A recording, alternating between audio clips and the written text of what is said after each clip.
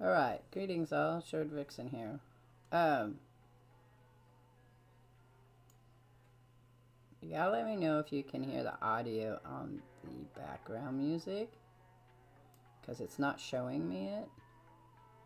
It says it's there, but I'm gonna do some shout outs first, so you're gonna, just so you guys know. So it'll be a minute for me to get my chat up and running.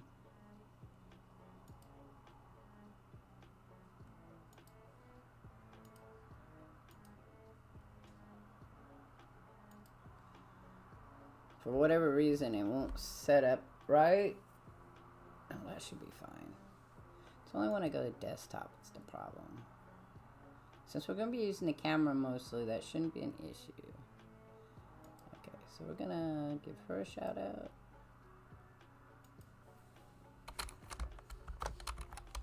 If you guys get a chance, go check out these people.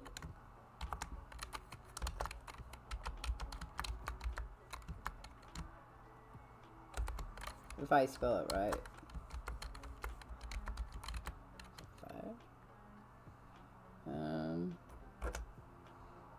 See if that goes through. Yep, that worked.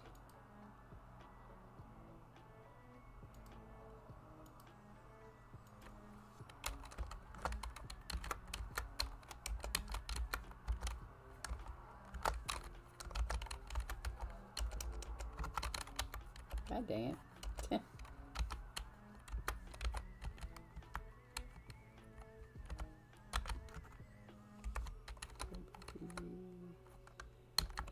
If you like Star Citizen, I would suggest you go watch Cobra.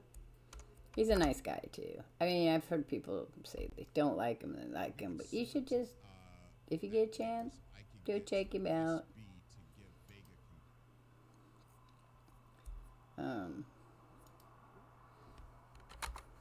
This person is funny as well. So, forget. I'm trying to make sure that I give people more shout outs.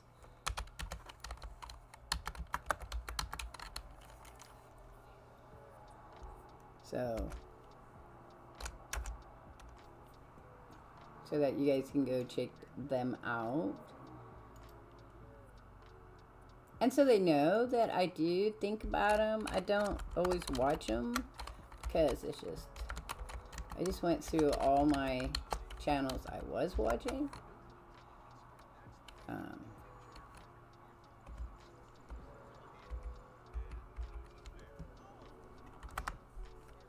So just so you know that, I just think that it's nice to give people, a shout out every once in a while.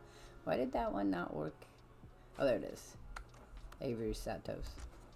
Okay, so we have that one. I'm going to do one more. Richard Huntington is streaming. If you guys want to take a check, go check a look at Richard. He's playing No Man's Sky. So if you're feeling the urge for some No Man's Sky, because I know I don't play it enough.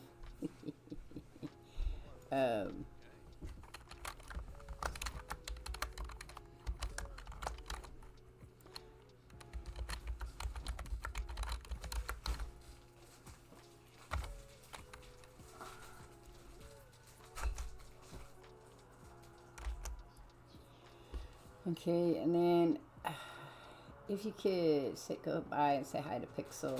Pixel does a lot of art stuff, very early programming kind of style. So I think that it's good to go and check out people who do work on that kind of stuff, because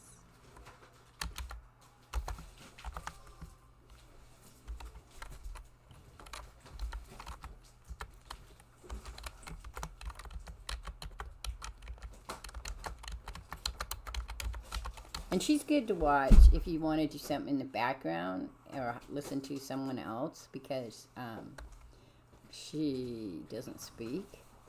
So either you can listen to music, you do whatever you want at the same time. Okay, so that should be good. Now I'm going to go ahead and dump them. I did not take him off my thing. Yeah, so that should be good. Alright, so I have a different camera setup, as you can tell by all these like wires over here and stuff. I ordered an overhead camera, a camera that would allow us to go overhead and see how that works. It's a struggle because I have my tripod is kind of in the way for my hands, so it's like this thing, and now I've got a huge shadow problem going on. So let's see if I can change my light a little bit so we don't have as much shadow. See if that works better. Let me get my glasses out. Also, I cleared my desk off. This desk part is in front of me rather than to the side of me, because my desk is a U-shaped desk that Roger bought me with the idea that I could do more art on it. Hopefully stream more art too, but also so I could just do more art, because I have lots of sorting and pieces and stuff I want to do. So I wanted to suggest something, and I'll do it again because I know a lot of people watch me later. They don't watch me when I stream.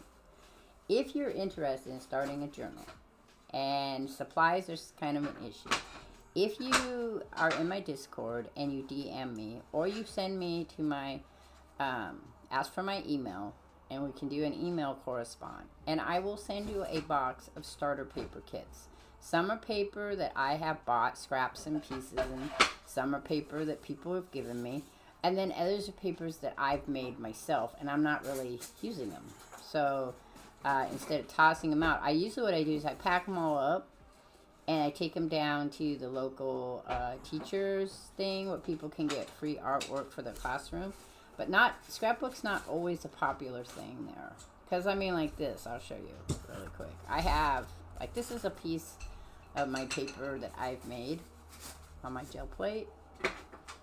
And it's just a piece. It's actually a dinosaur. Here's the head. It comes down, and it's a cutesy kid thing. It's got little hearts and whatnot.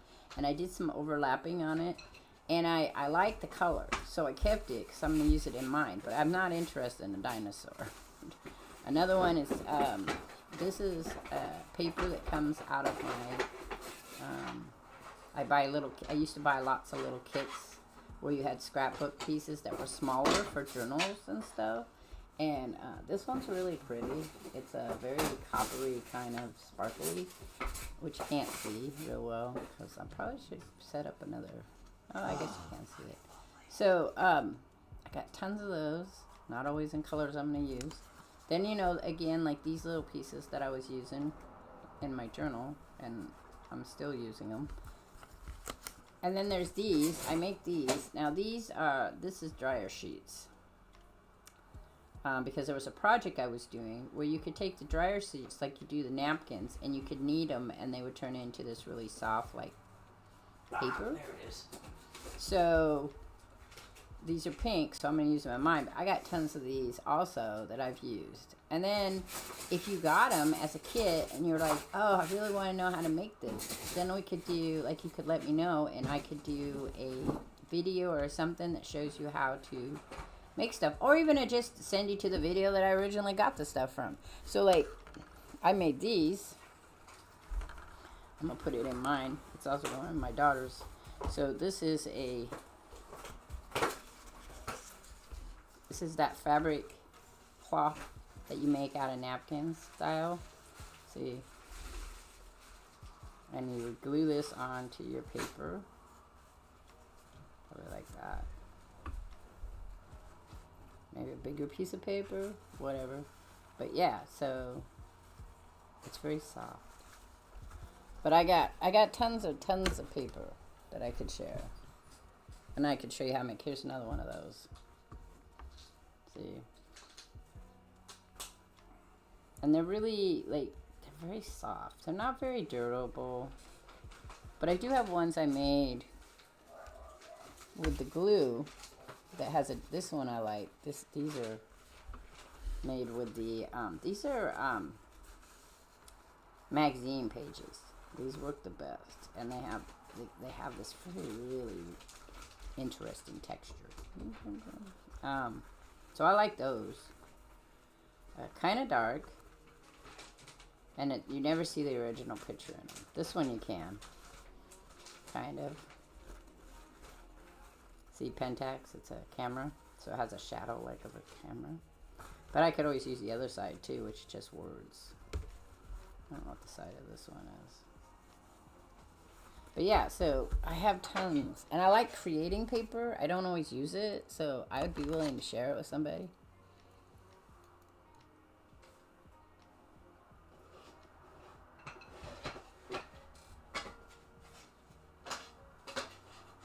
Well, that's very nice of you. I'm waiting. This is just a temporary setup right now because we just ordered an overhead camera, and I have a streaming light. Yeah, it's on my right. It's just my lamp that I use for art over here, and I just wanted to kind of today we're just doing because I'd like to try to stay on schedule. But thanks for stopping by, man. And that's a great idea. I know light is one of the biggest issues you have when you're doing a stream. And it's hard. Right now what the problem is it's not the light. The problem is the tripod. The tripod is very hard for me because I don't have the ability to get up under my desk. So, can you hear the music? Sneaky? Who's playing a lot of Project Zomboid and apparently has a server. You should go watch them if you're interested in that. Alright, we're going to read one comic book. We're going to start a Lego set. And then I'm going to do some journaling. You've been working on your server a little bit? Because I seen a message that Unkempt was a little stressed that you weren't working on your thing. So, alright, so we're going to do some reading.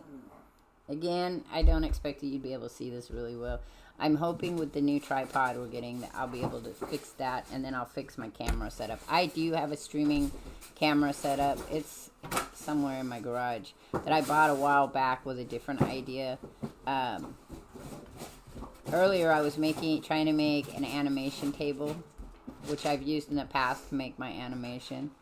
But you do have to put a light source into that too, and so I would rather just be able to stream and make animation on this table than the other stuff.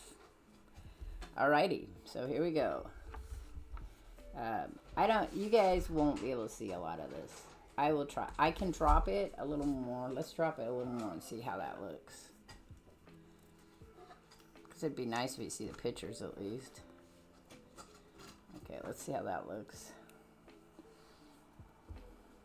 Give me a minute here.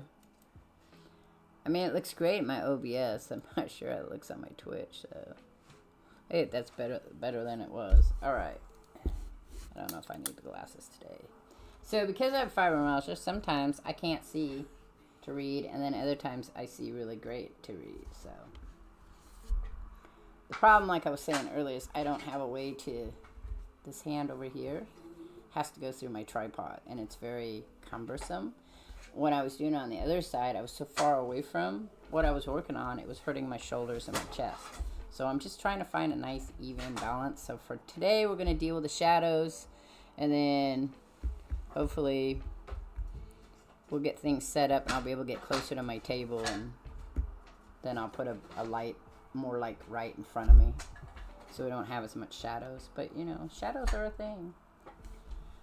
And like I said, I'll talk about it again later on, but if people are interested in starting journaling, art journaling specifically, but you could decorate writing journals, let me know, and I've got paper that I can send.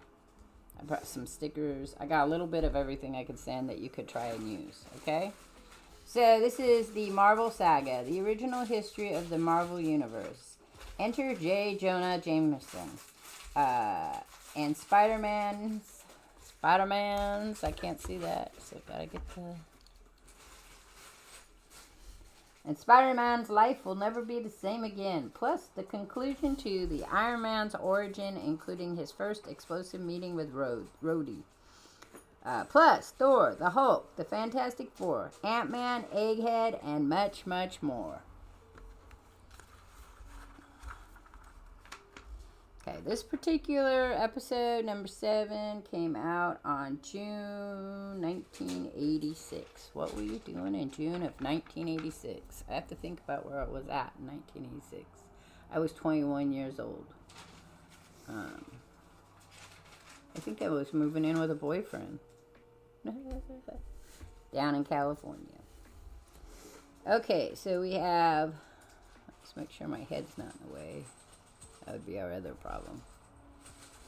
Yep, glasses are coming in. Book 7, The Ties That Bind. A few scant years ago, in the hidden laboratory somewhere in South Asia, a dying man encased in a grim iron armor is being restored to life by a scientific miracle. But even as electricity restores vitality to the man within the armor, American inventor Anthony Stark, he hears the nearby gunfires that mark the end of the life of his friend Professor Yin Shen, who has sacrificed his life that Stark might survive.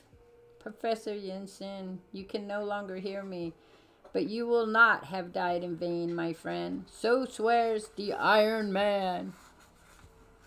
Makes you wonder why they start talking like that. Like they call themselves things like that.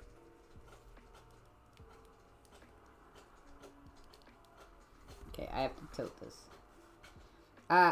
Tony Stark's nightmare began only days ago. While on a secret mission in South Asia to observe the use of weaponry he had invented for the U.S. military, Stark fell victim to an exploding booby trap, its shrapnel lodging dangerously near his heart. Ba-boom! Fatally injured, Stark was brought before Wang Chu, the leader of the local communist forces. We know you are a famous American inventor. If you will design powerful new weapons for Wang Chu, afterwards I shall have my surgeon save your life. Lying through his teeth. I know I've only got days to live. I'll build it all right, but for one purpose only, to keep myself alive. Every tick of the clock brings the deadly shrapnel closer to my heart. Got to work fast. Can't afford a single mistake. Stark agreed to Wang Chu's demands, intending instead to build a weapon that would also keep him alive once the shrapnel moved into his heart. Stark was joined in this project by his fellow captive, the great scientist Professor Ho Yin Sen. Together they devised a suit of iron armor equipped with life support systems and an array of weapons. My transistors will operate the machine electronically, move countless gears, and control levers. The iron frame must duplicate virtually every action of the human body. They finished the iron suit just as the shrapnel began entering Stark's heart. Yinsen put the armor on Stark and prepared to energize it. A pacemaker-like device within its chest plate would keep Stark's failing heart beating normally. It is done. When I activate the machine, your own amazing transistors will furnish the power to keep your heart beating. You should live just as long as the iron body operates, and no longer. The generator will soon build up enough energy to furnish all the power you will need to move again. The warning light we installed. Someone approaches. It can only be Wang Chu. If he enters now, all our work will have been in vain. He must be kept away until the mighty electronic body gives you the power to walk, to strike. And thus farewell, Tony Stark. Slam! Death to Wang Chu! Death to the evil tyrant! The old one has gone mad. He is of no further use to me. End his miserable life now. Hey, Feely, thanks for stopping by.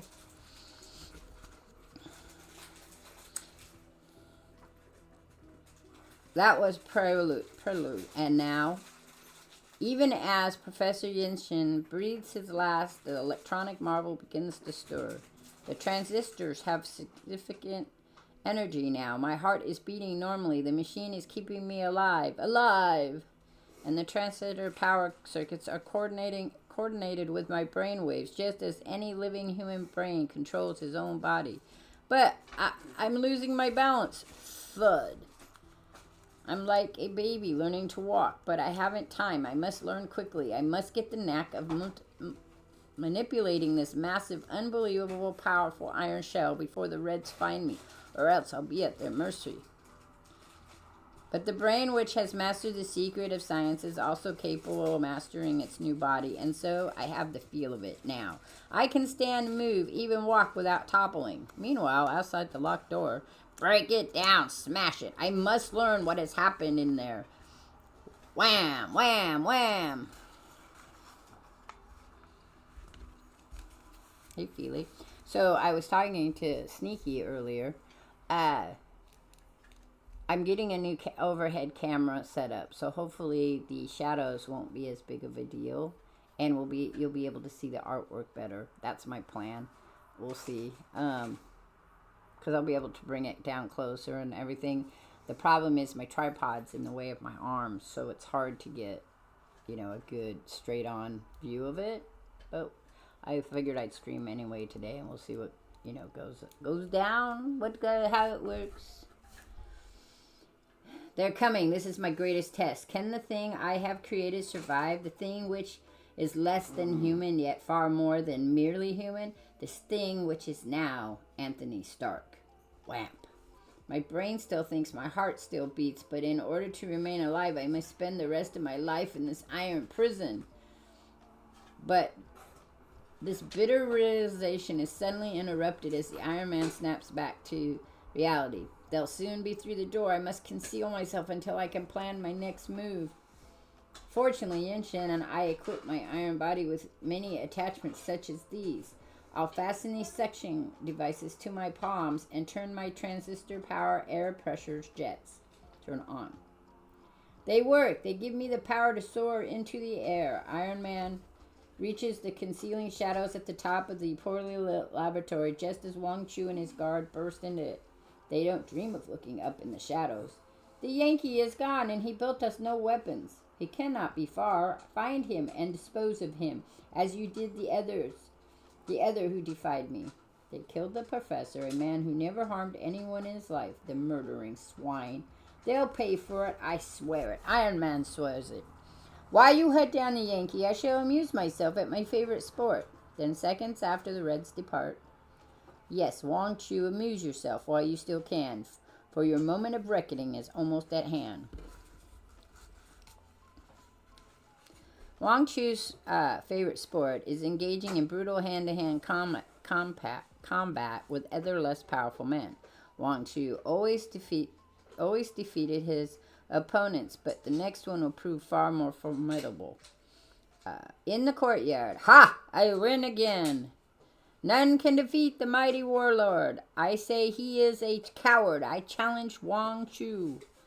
Who dares speak thus to Wang Chu? Show yourself. Let me see the face of the one I am about to destroy. As you wish, tyrant. First, I shall remove my clothes. Why do you stare, Wang Chu? What is wrong? Have you never seen an Iron Man before? You are not human, you are machine, and you are a heartless man of evil who is about to pay for his misdeeds. Wang Chu and his soldiers cannot believe their eyes. Seemingly from out of nowhere comes this frightening machine-like figure of vengeance. No one realized that it is the once helpless Tony Stark. Then before the startled eyes of the red hordes, the two electronically powered arms seize Wang Chu, lifting him easily as they would a toy. You're not facing a wounded, dying man now. This is Iron Man, who opposes you and all you stand for. You make me lose face. I destroy you. Even you can be slain. Guards, open fire. Destroy Iron Man. But Wang Chu, humiliated by Iron Man's feat of strength, refuses to believe he cannot destroy Iron Man as he would any ordinary adversary.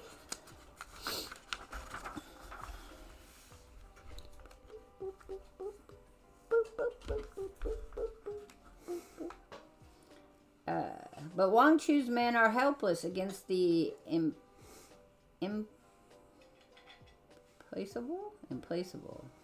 irreplaceable armor adventure. Iron Man easily tears their weapons out of their hands with a magnetic force of his arm that his armor generates. With the magnetic force his armor generates. But before the heavier weapons can be brought into play, I'll just revenge that reverse that charge on this magnetic turbo insulator? There, reversed magnetism. It works like a chime. Stop! Come back! The magnet affects only metal. Sheer manpower can defeat him. Panicked by the incredible demonstration, the guerrillas flee.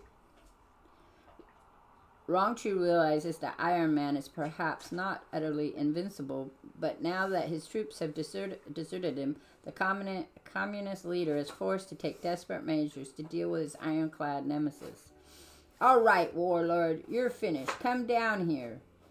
You might terrify my troops, but not Wang Chu. Take this, monster. Smash. Now, to order the execution of all my prisoners. He weighted each drawer of this cabinet with rocks. When did he have time for that? Oh, you're welcome, Sneaky. Always, always. I try to every top of the hour. You're fun to watch anyway. You guys, really, Sneaky's a lot of fun, especially when Roger scares him. I don't know why you would put something like that in, but... Knowing that the cabinet will not stop Iron Man for long, Wang Chu realizes that his own capture is inevitable. But he decides Iron Man's victory will be hollow indeed if all the helpless prisoners in the communist camp were killed. I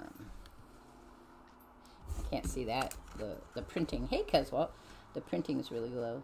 The armor suit gives Iron Man the superhuman strength he needs to free himself. I'm going to sneeze, guys. Oh, I felt that one. Okay, that hurt. Oh. All right. Sound like something was coming up. The sneeze again.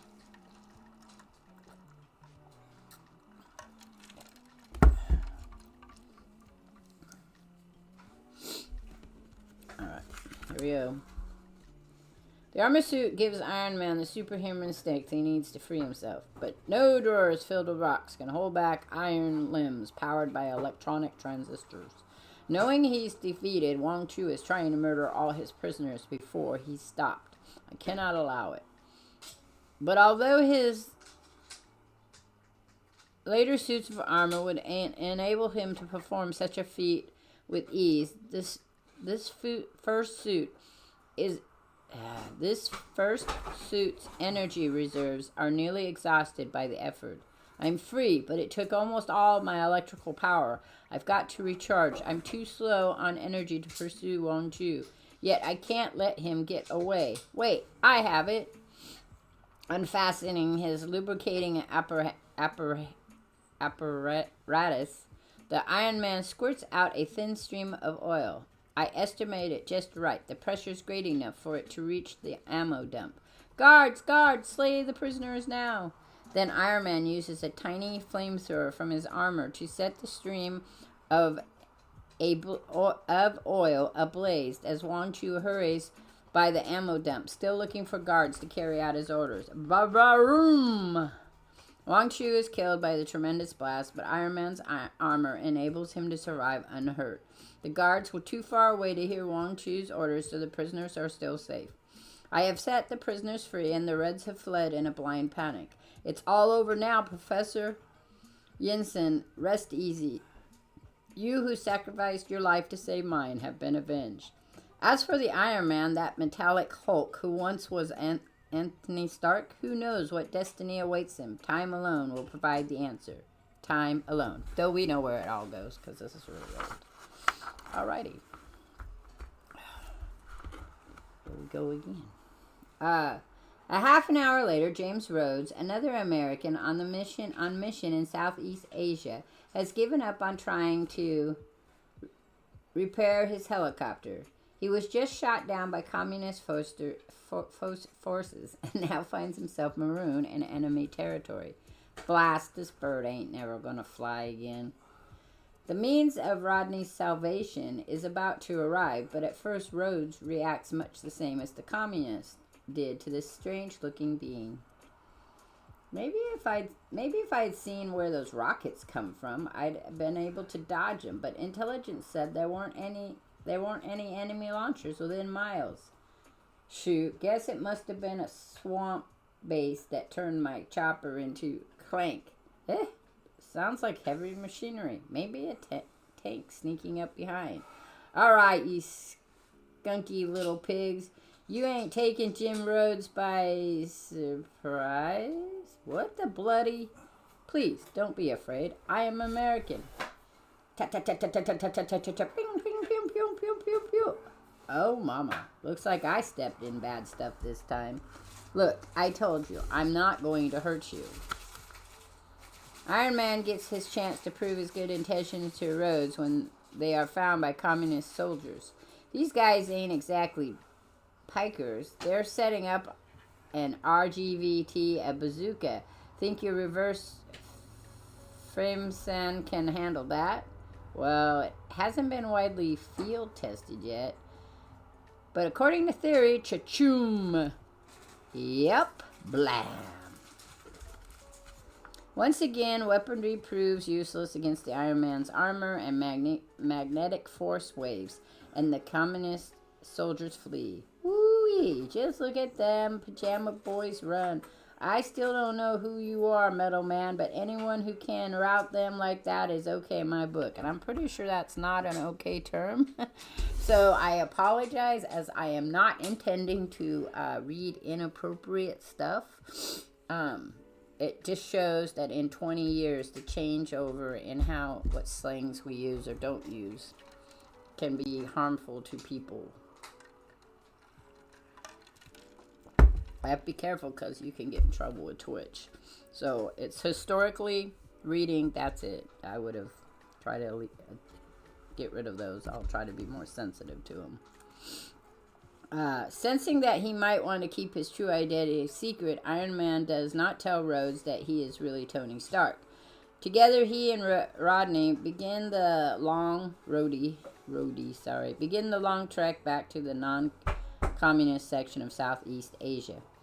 But on their way, Iron Man and Rhodes discover a base hidden inside a huge tent where communist troops are preparing to further warfare against non-communist countries.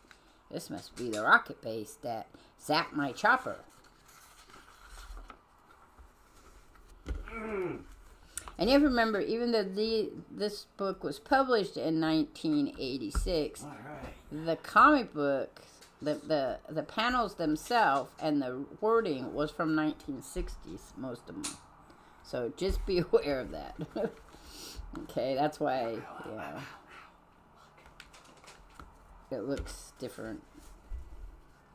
Rodney, I don't know why I don't call him Rodney, he's Rhodey and Iron Man began laying plans as to how to deal with this threat when suddenly they are spotted and attacked from behind. We gotta get back to American lines and call the airstrike on this place before blast.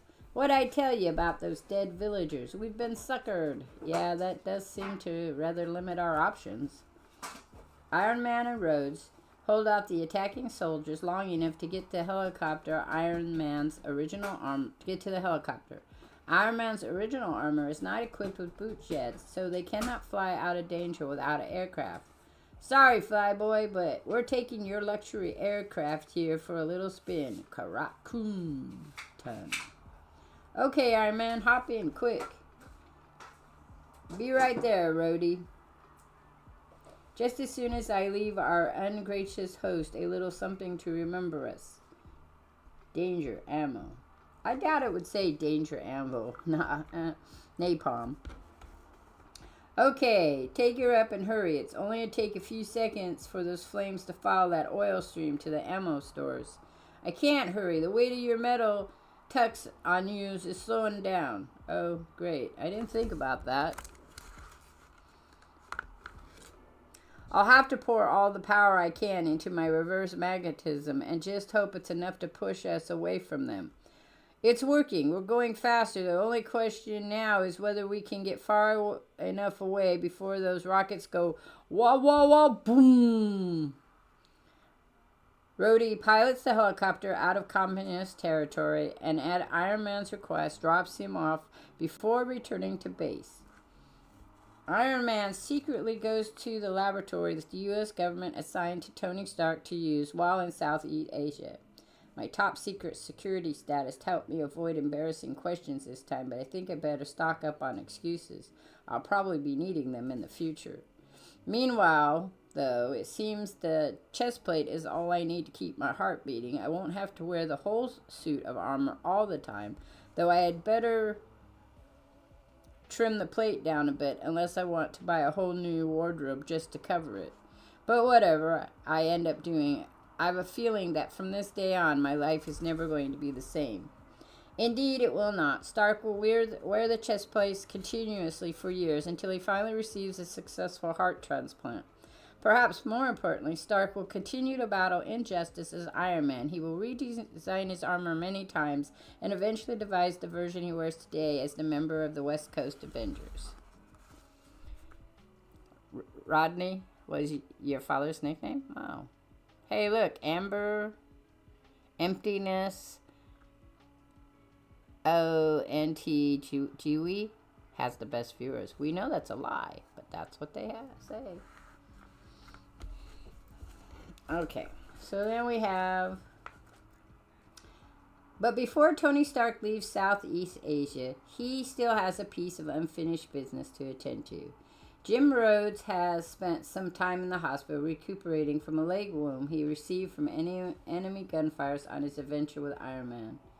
Lieutenant Rhodes, I'm still kind of wobbly here, so maybe you better hold on a little tighter, How do you do? I'm Tony Stark. Stark?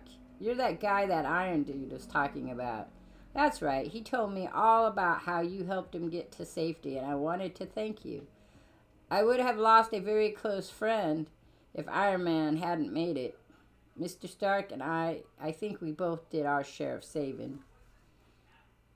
Nevertheless, you're a good man. If I ever require the services of a pilot while I'm here, I hope you'll be available. And if you need a job when these hostilities are over, please don't hesitate to give me a call. Thanks for the offer, Mr. Stark. Once I finish cleaning up these jungles for Uncle Sam, I'll sure keep that in mind. After Rhodes leaves the military, he will become Stark's personal pilot as well as his best friend. Eventually, Stark will be consumed by despair, such as he felt right after Jensen's death, and be incapacitated by alcoholism. James Rhodes will then become Iron Man in his place. Today, Tony Stark has recovered and resumed his role as Iron Man, and he and Rhodes remain the closest of friends. Alrighty. So now let's go to the next part. Shortly after Stark makes his offer to Rhodes in Asia, back in America, Johnny Storm, the Human Torch, is investigating the mysterious destruction of houses on Long Island. Johnny watches incredulously as a local farmer meets with a strange alien being out in the local swamp. They're vanishing, melting into nothingness. A moment later, Johnny confronts the man as the Human Torch, who can create and control flame all over his body while remaining unhurt. I don't know who those two were, but it's clear you're in league with them. Now tell me, what's behind all this? The farmer unmasked, revealing that he too is an alien. Now, my fiery friend, I will give the commands. You're wasting your time. Your bullets can't hurt me. They melt the instant they hit me. But this weapon doesn't shoot bullets. It shoots an energy beam, which converts ordinary air into liquid chemical. Observe. Ah, my flame is going out. Within the swamp is a portal between different planes of existence, through which Johnny and the alien travel from Earth. What's happening? I'm starting to vanish also. You are merely leaving your dimension of space and time and entering mine. Moments later, they arrive on the other dimensional world ruled by the tyrant known as Zumu. Ever since we've discovered your world, coexisting beside ours, we have prepared to conquer it. Of course. What else would you do?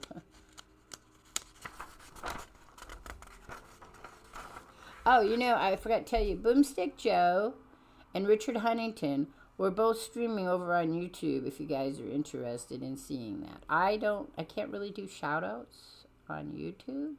I do have to make a Nightbot for Boomstick, and then we'll be able to share that. They're both playing No Man's Sky.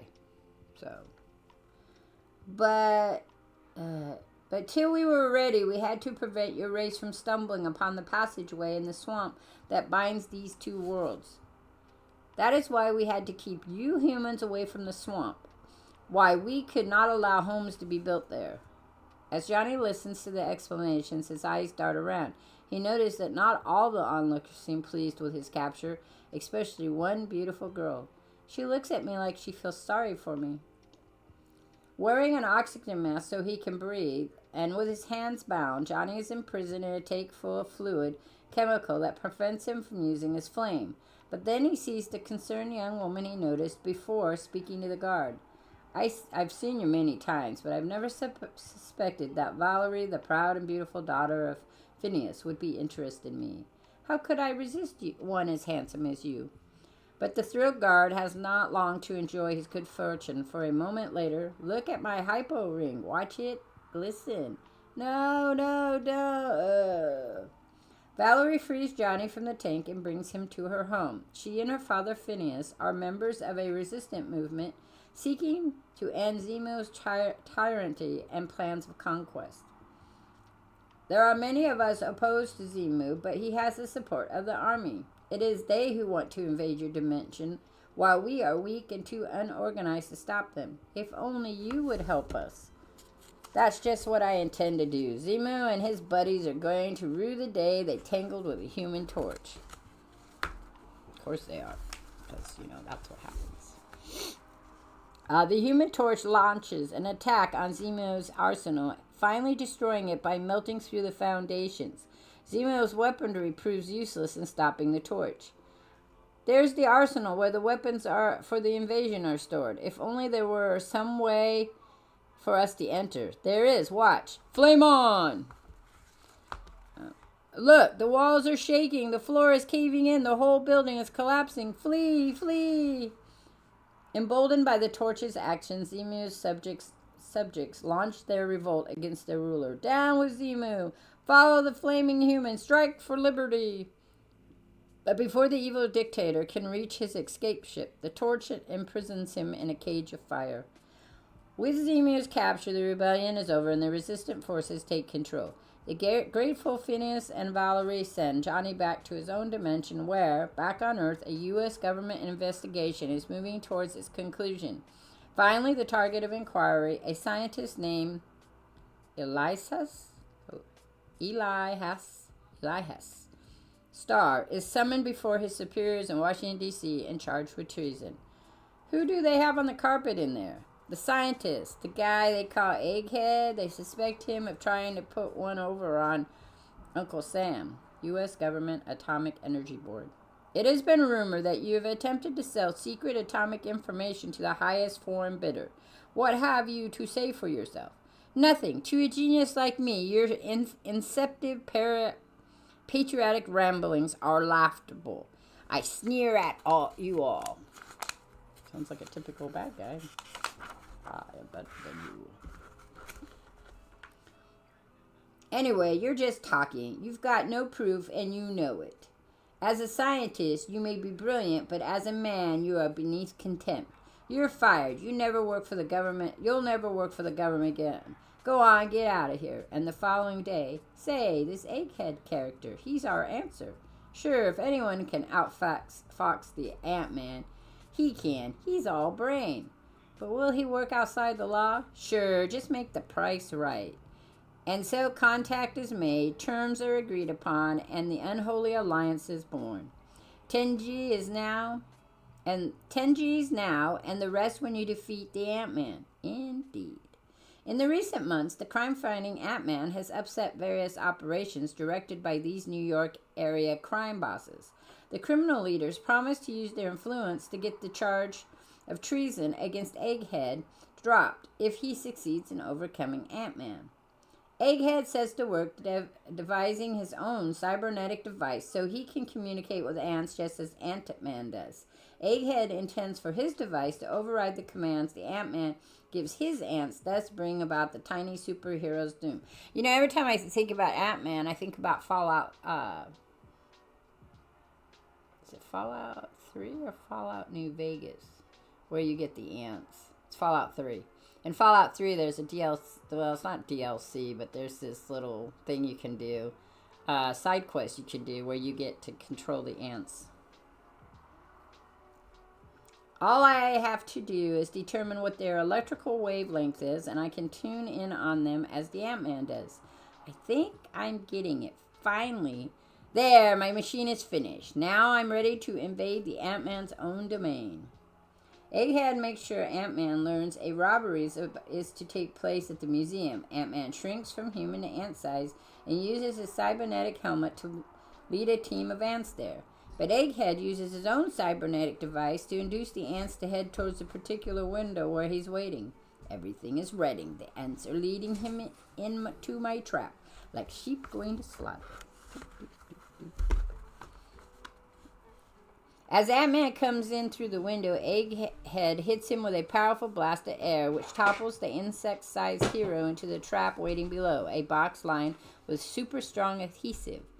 How does it feel, Ant-Man? You've been betrayed by your own ants. Now struggle.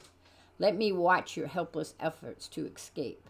But then, to Egghead's utter astonishment, is this what you want? You're rising to your feet. The adhesive isn't sticking to you. Why? That's my secret, mister. Using tiny electrical control springs within the boots, Ant-Man leaps out of the trap. Is it over? Did you capture Ant-Man? No, you dolt. Can't you see I failed? You tried to keep him here until I can think of another plan. Unknown to the criminals accompanying Egghead, Ant-Man retains all the strength he possesses in his normal side when he shrinks down to ant size. So, he quickly surprises and overpowers them, but Star himself manages to escape. Egghead, help! Where did that phony run off to? We rounded up most of them. We'll pick up the others later. Egghead had a shrewd plan, but he made one mistake.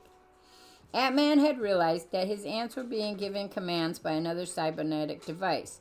Realizing he was being led into a trap, he took various precautions, including covering his costume with a Teflon-like chemical that would make him impervious to various traps, including adhesives. I'm not sure how he got that done in that time period, but sure.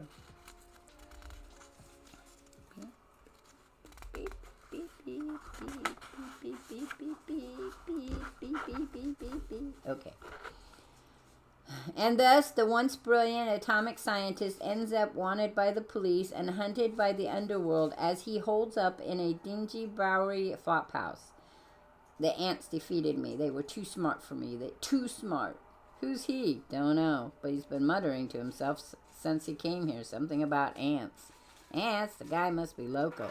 That's what I figured. He's probably just some worthless bum without a brain in his head. But Egghead is by no means finished. He will prove to be one of the most persistent foes of the man who just defeated him, Henry Prime, the original Ant-Man, and years later will wreck Pym's superhero career by framing him as a criminal. Although Pym's innocence will finally be proven, the experience will be a major reason in Pym's decision to retire as a superhero. While Egghead was preparing for and engaging his first battle with the Ant-Man, a scandal was spreading through the nation. John Blandings is the fifth scientist to defect to the Reds within the past month. Government officials are unable to explain the sudden defections. However, the FBI is working day and night. Donald Blake, the crippled doctor who is in reality the mighty Thor, is intrigued by the reports. Missing scientists. This might be a job for Thor. I better see my old friend Colonel Harrison in Washington. As Blake packs for his trip to Washington, he gets some unnecessary reminders.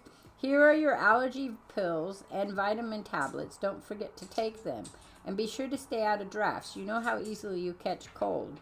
How can I forget? You never let me. This is Jane Foster, the nurse who works for Dr. Blake. She has no idea that the frail Blake is also the powerful Thor she is secretly infatuated with from afar. Gosh, I wonder if he ever catches cold. Who? Oh, nobody. Well, goodbye, Jane. I'll see you when I return. Thor is the son of Odin, the ruler of the superhuman Asgardians, who were once worshipped as gods by the Northmen. Odin gave Thor the human identity of Don Blake to teach him humility. On the subject of Jane Foster, perhaps Thor has learned his lesson too well. If only I could tell Jane that I love her, but I daren't. She might pity a weakling like me, but she could never love me. If she knew how I felt, she'd quit her job, and then I would lose her forever. Soon, Don Blake is in the office of Colonel Edward Harrison, U.S. Army Intelligence. I want to set myself up as bait by claiming that I have invented a new weapon in biological warfare. Then maybe I can learn how the Soviets are making our scientists defect. Blake's plan works. He is captured and rendered unconscious. He awakens up in a cell somewhere in the USSR. My head, He's coming around. Poor guy, they snarred him the same way they got us. Where am I? You're in a Soviet fortress. We're American scientists like yourself. The Reds abducted us, but made it appear as if we defected. Now that Blake had found the scientist, he intended to break them out of prison by changing himself into his true form. As soon as he was left in the cell by himself, he stamps his cane. Now let the Soviets face the fury of Thor. Crack! As soon as the cane is struck once, it changes into the magic hammer, and Don Blake becomes the god of thunder. The Soviets are helpless to stop the mighty thunder god until finally they play upon his concern for protecting innocent beings. Hear me, thunder god. If you take another step, I'll throw the switch, smashing the entire dungeon area. Everyone will be destroyed, including the American scientists. Your choice is simple. Either you surrender or they all die. I can't let those innocent men be harmed. I must do what he says. Innocent my ass. They were scientists. Back then, they were all fucking Nazis.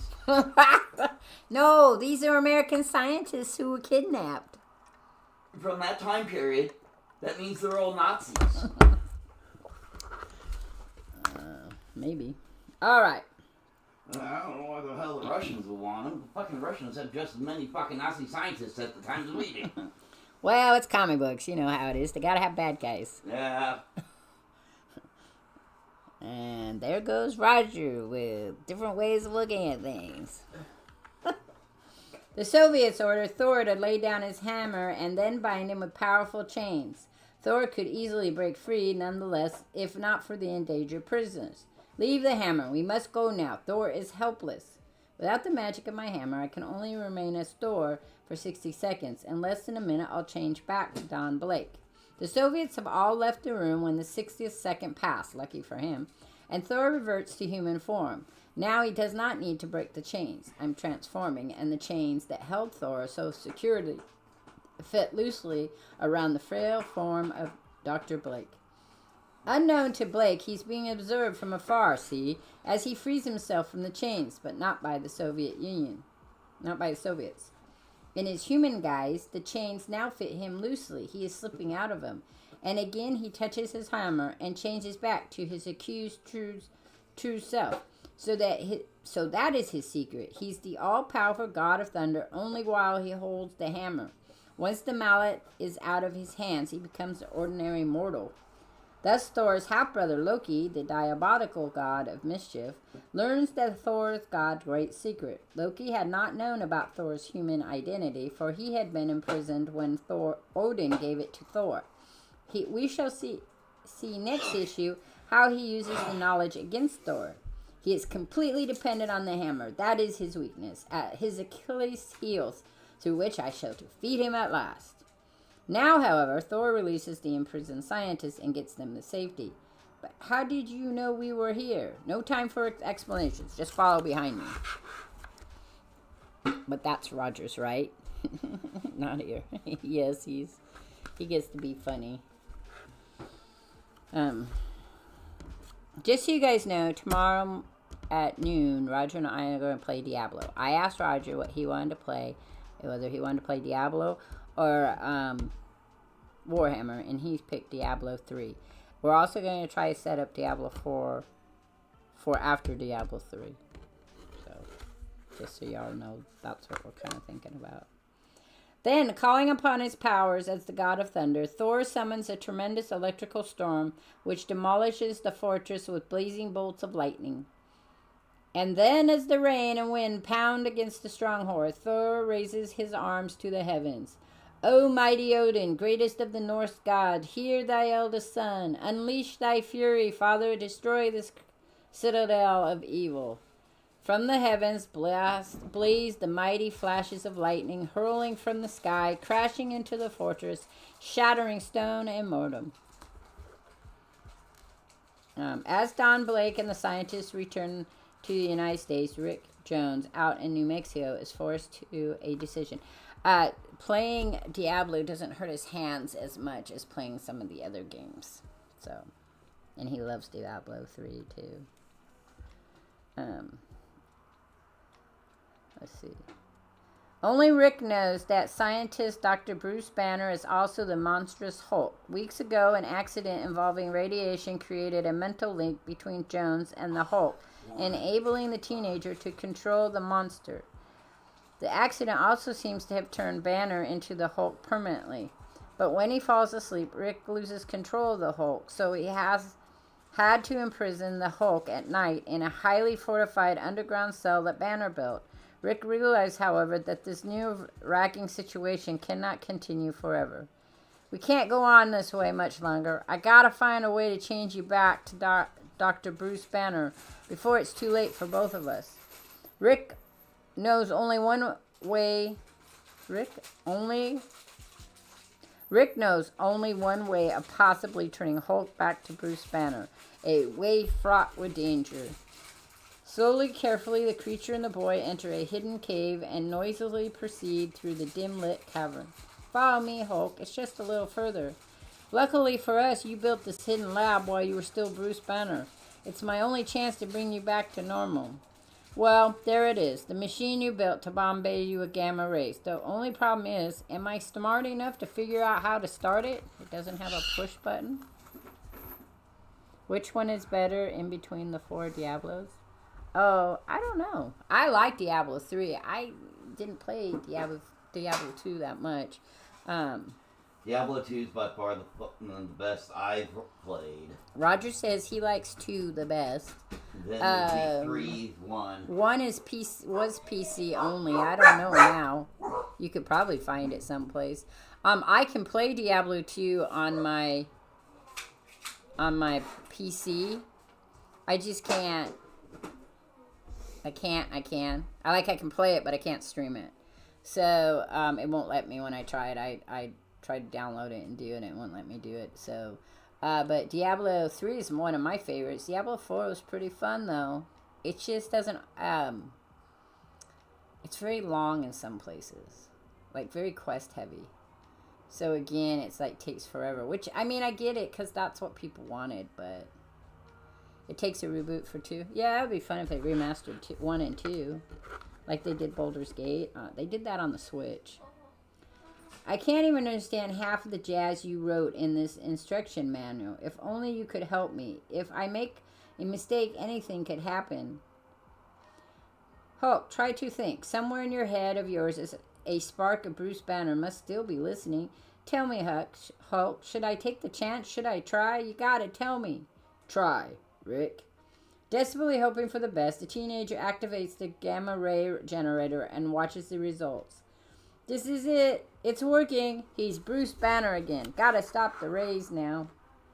Rick's attempt is successful, but he erred just slightly, leaving Banner too weak to walk once he regained human form. Confined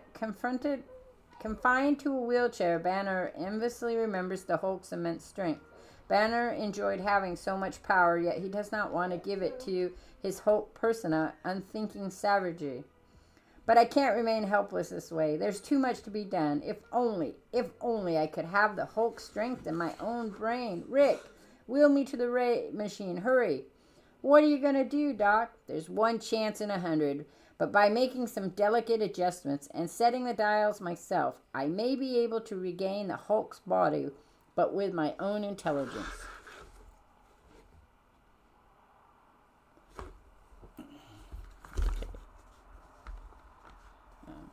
I mean, they made a remaster of Oblivion, so who knows down the road. Somebody might decide that's a fun thing. The air thick with tension, Banner subjects himself once more to the intense power of gamma rays and again undergoes his incredible transportation into the mighty Hulk. It worked. You're the Hulk again, but do you have Bruce Banner's brain? He's getting up, and I didn't will him to. I've lost control over him. What if he's as dangerous as before? If I can't control him, I'll be a goner. Stay back, Holt. Stop. It's no use. He's out of my control. I'm cooked. Rick, you wonderful, loyal, empty-headed kid. I did it. The rays work. I have the Hulk body and the Hulk strength, but I can still think like Bruce Banner. Man, that's the coolest. Thus, for the first time, Bruce Banner has managed to retain his own intelligent memory while in the form of the Hulk. But he has not succeeded quite the way he intended. Do you know what this means, Rick? Do you realize what I can accomplish? With my brain and Hulk strength, I can do anything. Anything. Ha, ha, ha. I've arranged the controls so that I can work them myself. I can change back to Bruce Banner anytime I want to. I'm worried. He seems to have Dr. Banner's brain, but he sounds furiouser, crueler. He still seems dangerous. You think? Leaving the hidden lab, the Hulk roams the surrounding desert, revealing and performing incredible feats of strength as Rick watches warily. Soon they see a burning cabin with a family trapped inside. The Hulk hurls the flaming wall away, thus saving the cabin's occupants. Stand back, kid. But then, when he goes to talk to the people he just rescued, there, children, don't cry, the fire's out. We are all safe now. I don't understand. It happened so fast. The wall, it just vanished. It didn't vanish, Sonny. I got rid of it for you. Eek! Good heavens, help! Hearing the family's cry, a local deputy, having come about the fire, attacks the monster. The brainless idiots, they're shooting at me. Save a man's family and they shoot at you. Come on, Rick, we're taking off. Bam, bam, blam, blam. Back at the hidden lab, the Hulk turns himself back to human form. Here, I rigged up this gadget so all I gotta do is step on these buttons to activate the gamma ray. They can look for the Hulk now, from now till doomsday, but they'll never find me. And soon... Boy, Doc, it's a relief to have you back again as you. The Hulk was beginning even to scare me. Can't talk, Rick. Tired. Very tired. Even though the Hulk now has my brain, he's still a raging Goliath. Still hard to control. I pray he never turns on me or on mankind. But I mustn't tell Rick. Mustn't worry the boy. So much to think about. So much to do. So Bruce Banner sinks into a fitful sleep, tormented by worries. But Rick is not as naive as Banner thinks. The boy, too, fears the Hulk's murderous potential. But he will see Bruce Banner's waking nightmare through with him. My arms hurt. Meanwhile, in New York, the team of superheroes known as the Fantastic Four... Let me move this for you.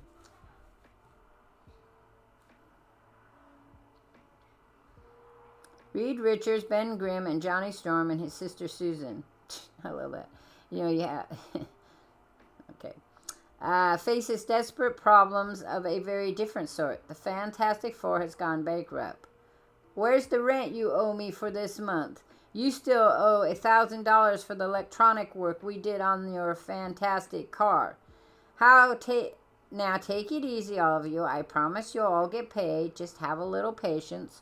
We want our money.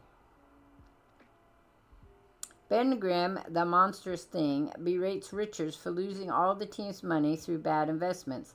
Some rotten manager you were, Rubber Man. You made a fortune by selling patents on all your inventions, enough dough to keep us going for years, but you had to be a big shot and invest in all the stocks, you lunghead.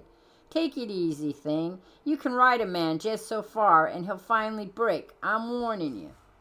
Furious, the thing quits the team and leaves to tell his problems to the blind sculptress Alicia Masters, who became his friend during the team's recent battle with her stepfather, the Puppet Master. And that's the story, Alicia. The Fantastic Four are flat broke. Can't even pay our bills, so we gotta split up. Oh, how awful. But I'm sure everything will be all right. Don't worry. See, here is a puppet doll I made for you. It is a white knight. A doll. Great. Just what I need.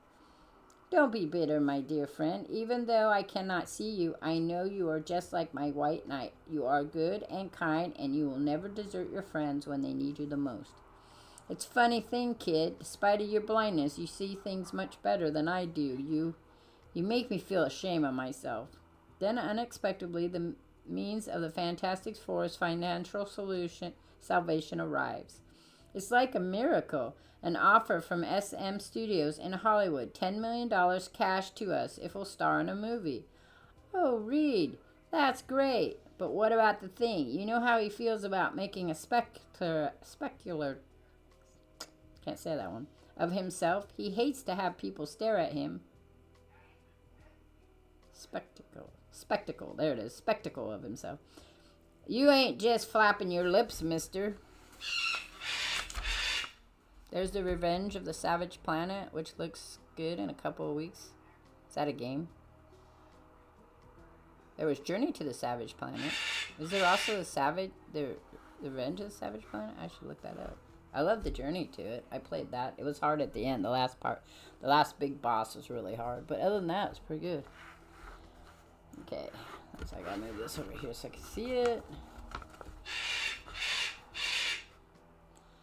But I just found out I'm a white knight, and us white knights don't desert their companions in arms. I'm with you, Gags. I don't know what you're talking about, but welcome back, partner. Watch it, you big ape. You're even more dangerous when you're being friendly.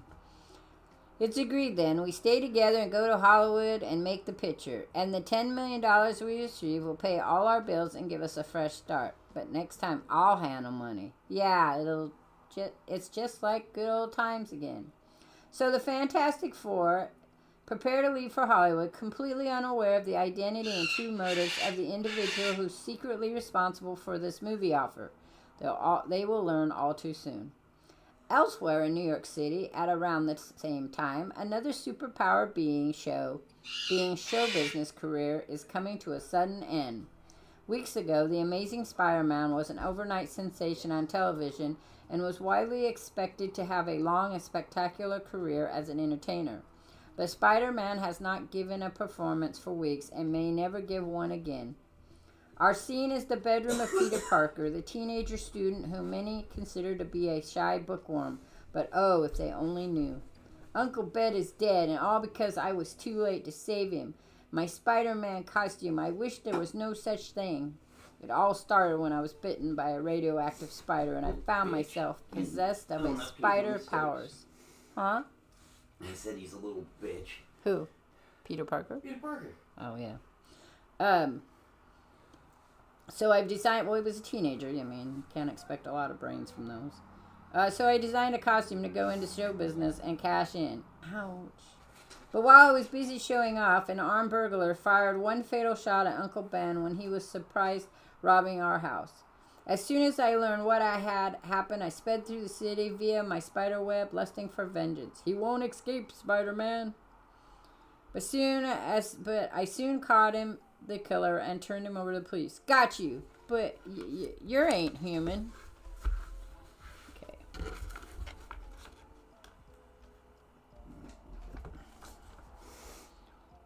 But the guilt-ridden Spider-Man must always live with the knowledge that he had an opportunity to capture the burglar before he shot Uncle Ben and did not take it. Spider-Man was too caught up on his own self-importance to bother. Peter Parker will spend the rest of his career as Spider-Man trying to live down the one grievous mistake. Peter had kept the fact that he is Spider-Man a secret from everyone, even his Aunt May, who together with Ben had raised the orphan boy. Now Ben's funeral expenses have eaten up most of the money that Spider-Man earned in his brief show business career, and Peter and his aunt are on the brink of poverty. And what's worth without Uncle Ben? We have no money to pay our bills. Please, give me a little more time. I'll pay the rent next week if you only wait. And so, Aunt May, there's only one thing to do. I gotta quit school and get a job. No, Peter, you mustn't. Your uncle always dreamed of you becoming a scientist one day.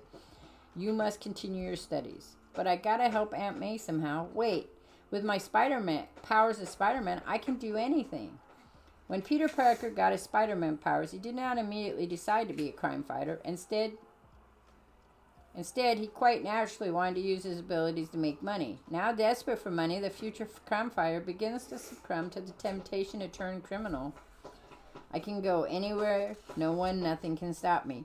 Any amount of money can be mine just for the taking. No, what am I thinking of? I'm no criminal. I'm not a thief. Besides, if I were to get arrested in prison, it would break Aunt May's heart. No, there's only one other way. I got to perform again. I got to bring my Spider-Man act before the public once more. I'll call the booking agent tonight.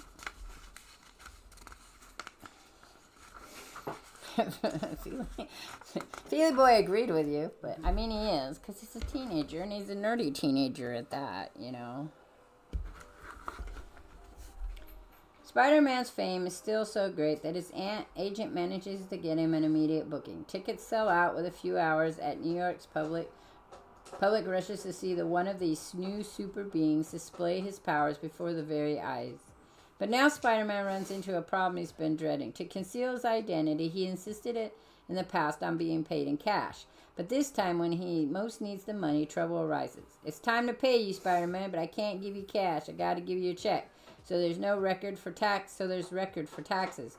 What name should I write the check out to? Name? I can't tell you my real name. No one must know my identity.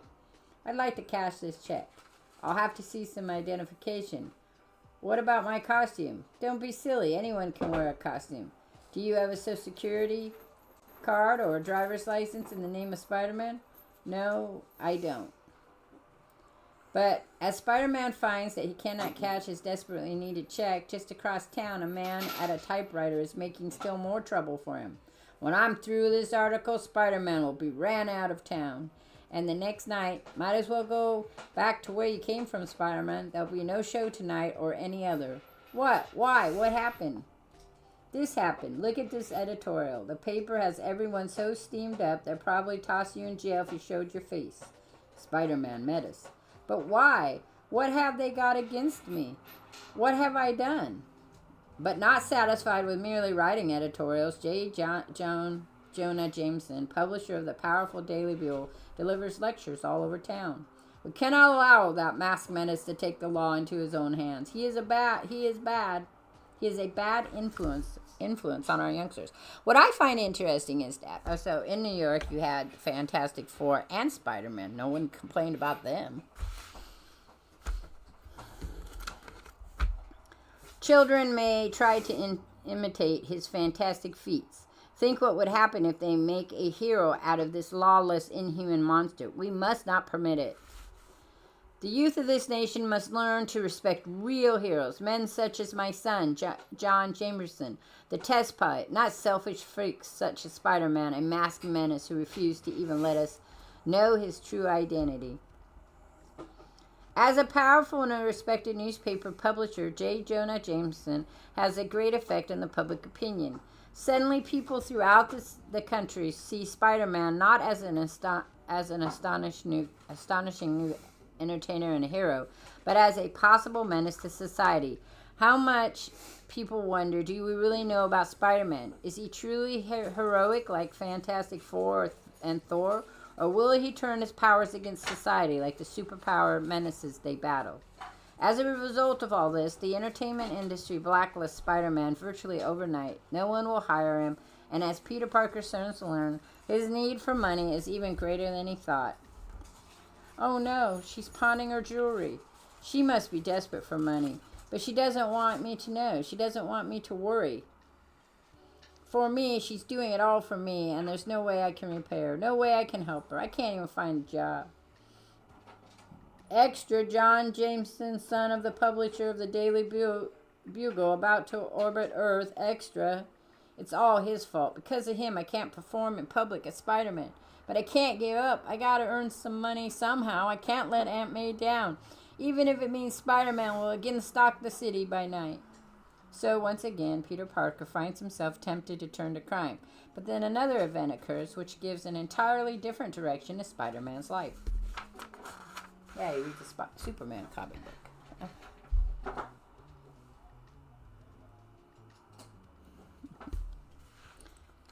That's true, Feely. I collected Spider-Man comics from probably the age of 5 or 6 for about 10 years after that. I got rid of my comic. Well, no, probably till I was 18. Because then I got rid of them. I traded them in for X-Men comic books. At the time, I had like $800 worth of Spider-Man comics, and I traded them all in. I got more for a trade-in cost than I did for if they were cash. And even then, I knew I had some that would probably be worth a lot more money. But I stopped it because, to me, it was really hard to read Spider-Man after a while. You get to a certain age, and he's just whines a bit too much for you. He just never seemed to grow up, which is typical of comic books. You will have this period where 10 years can go by and, time is really slow. So it's kind of hard sometimes. Soon afterwards, J. Jonah Jameson is present to wish his son well as he leaves for a mission of great importance in the U.S. space program. This is it, John. Make our country proud of you, son. As proud as I, your father, am today. I'll do my best, Dad. I promise. Good luck to you, boy. No one expects any trouble as the rocket bearing John Jameson's space capsule lifts off. But then disaster strikes. A small section of the forward guidance lifts off. The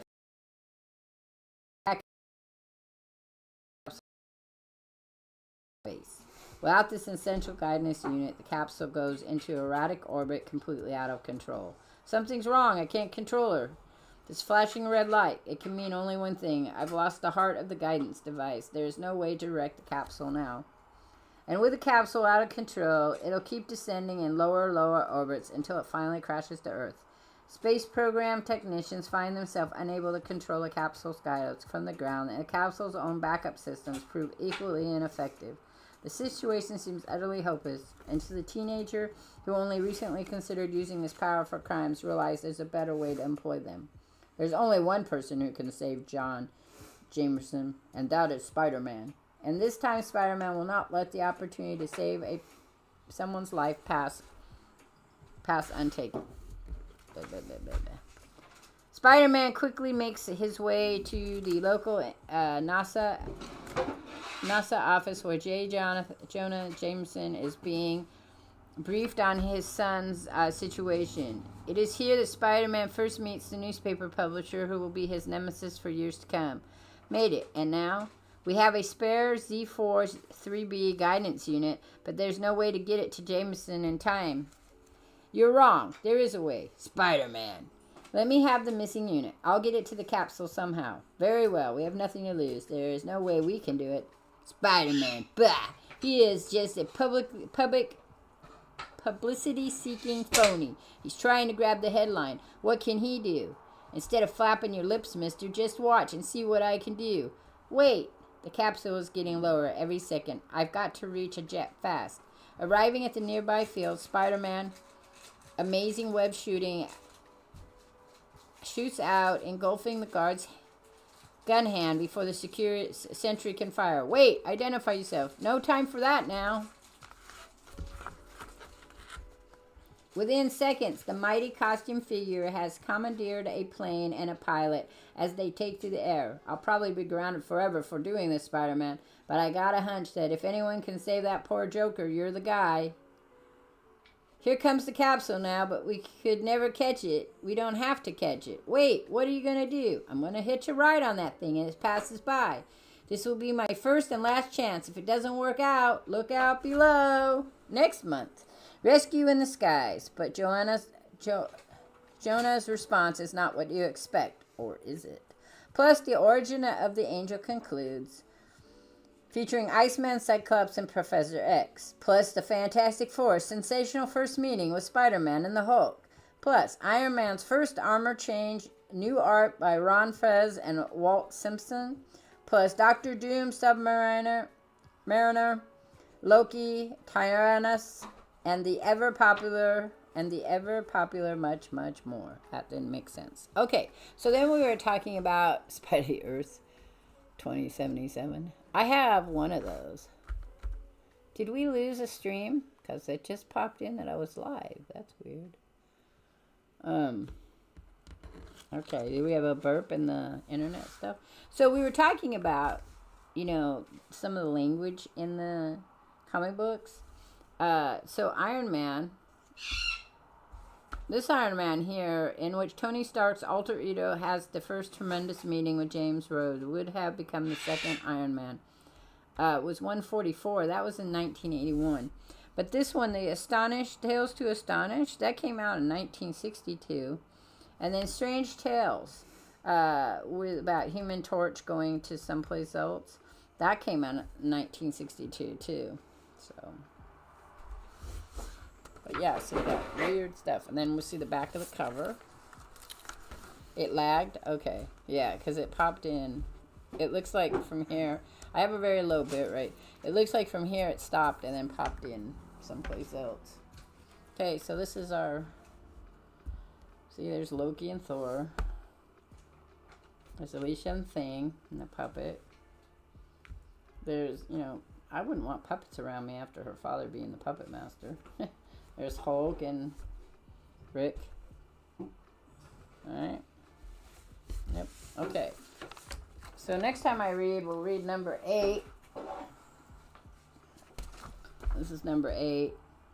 Remember, we're going to learn about Angel, Cyclops, and Iceman. We're going to see more about where they meet, where the Fantastic Four and Torch and all of them come together meeting Spider-Man. So, okay.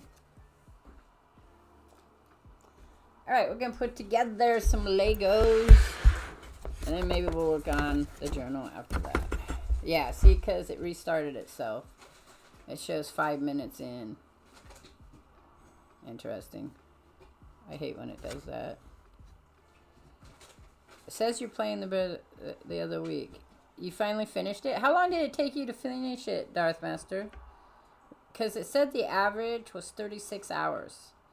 So I was just wondering, I don't know how many, and then they said most people could get it done in like, which didn't make sense. If it took 36 hours, it couldn't be like day 9 or 10 was where you ended up finishing it. But yeah, I find myself a little bit addicted to it. I restarted the game because I learned more about starting at the beginning and I thought it would make it easier. Okay, so we're going to build this. It will be off to the side in the camera because it's just the way the camera is set up right now. Somebody wants to give Darth Master a shout out. Maybe I'll do it. Hang on.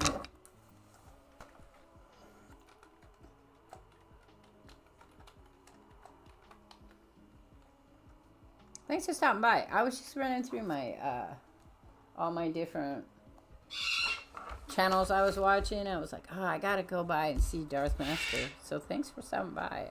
How are you doing?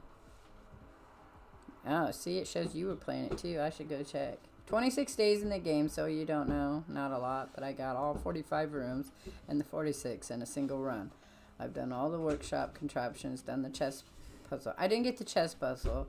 Unlocked the permanent upgrades. I've got 3 permanent upgrades, yeah. Barring some stuff I need keys for. Cool. Yeah, shh, don't tell me because I don't want to know. Alright, so we're going to start this one. We're making the medieval, but here's what I think I'm going to do. I'm either going to buy the Phoenix one, buy it again, and do the Phoenix and send it to Shenda, or I'm just going to send her one of these, and she can build it, take a picture of it for me. I will not get this done today, as is, we all know this, but we'll start it. Okay, here's a better picture of them. It'd be fun to make this one too, along with the Phoenix but we're gonna, Roger asked for this one, so we're gonna do that one. I see I'm really behind. My bit rate's really bad, guys, so be aware of that. It's going up a bit, but just be aware that it's... So I'm at 399 followers. One more and I'll be hit 400.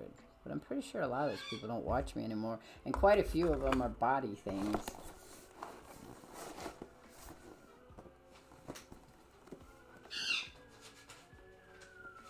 It doesn't work. Yeah, it says you can open it easily, but it's not opening easily.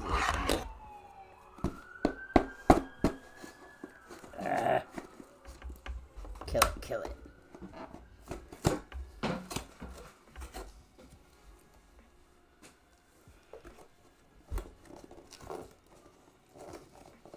Oh, I see. I was supposed to open it down here, too. Okay. I'm having a difficult time here. But thanks for sharing that with me. I was wondering. I haven't seen very many people play it. I don't get a lot of people watching me when I'm playing it. So I guess to me, maybe it's not a really great streaming one. I don't know. Did you get a lot of people watching you? Voila!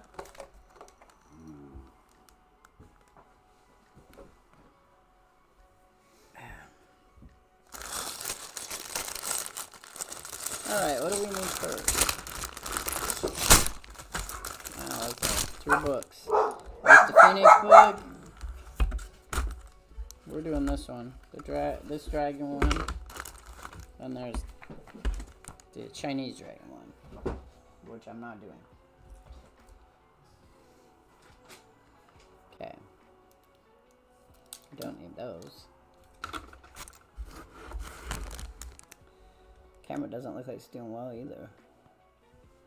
Sometimes I get the weirdest internet. Alright, what do we need first?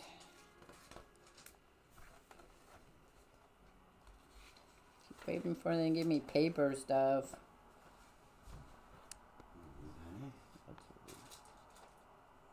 What do I need that on? Look, this is odd. What do you think that is? Never seen where they showed you one. Is it like a tool to help you do stuff? That's interesting. That'd be kind of cool. It is my biggest kit that I gotten. So, alright, we fight number 1. That's 3. That's 4. We don't need 3 to 4 yet. Okay, there we go. 1, and then 5, and then 2. So, I don't know how long I've been streaming. Because it stopped streaming on me. So I guess I'll just go till it don't go.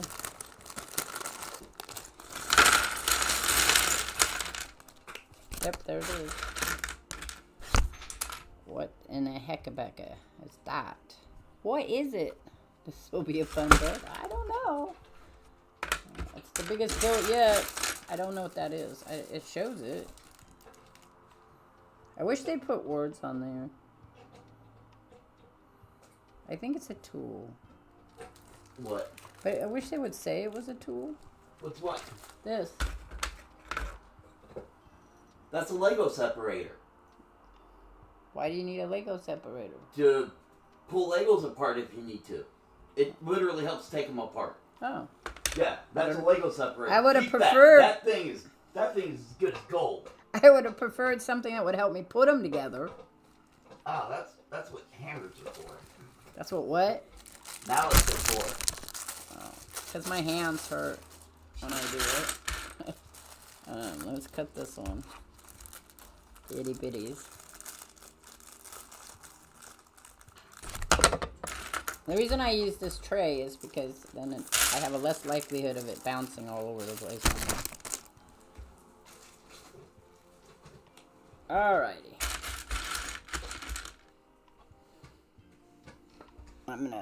We're gonna have a little more shadow than normal because I can't see as well, so I have to brighten it up a little bit. Alright, so we need one of these.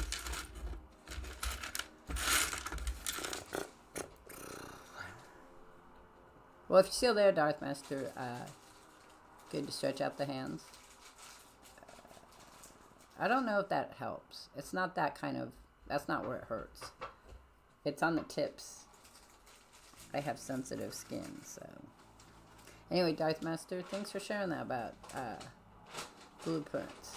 I don't know if I'm gonna stream very much of it more, but I will. I'm definitely gonna play more of it. Okay, so we need one of these. Oh, where'd it go? We need one of these. Dumbass. And we're gonna put it right here. Right there. That's what it looks like.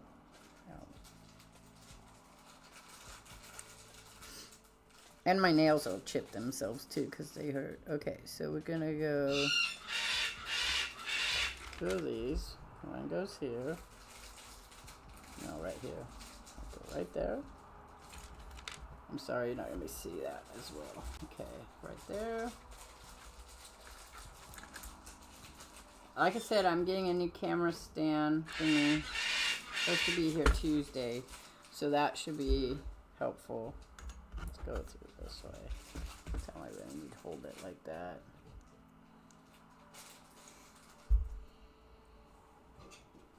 Ah, thank you. Well, it's just great to see you because I was thinking about you and I thought I should go to his Discord and say hi to him, but I just never have.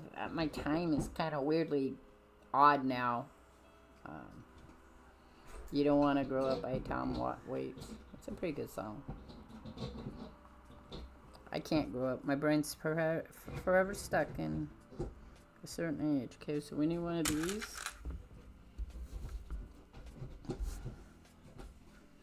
It's gonna go right here. And then we need another one of these.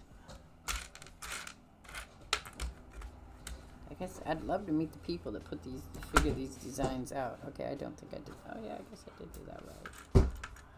Okay, there we go. Anyway, I'm hoping that the new camera stand is gonna be much more easy on me because I have a hard time with my back and my shoulders and getting close to my desk. So I rearranged underneath. I'm hoping that's gonna help out. I rearranged cleared up some stuff, so we'll see. And another one of those. And then 2 of these. Does it matter which way you go? Well, I guess it doesn't.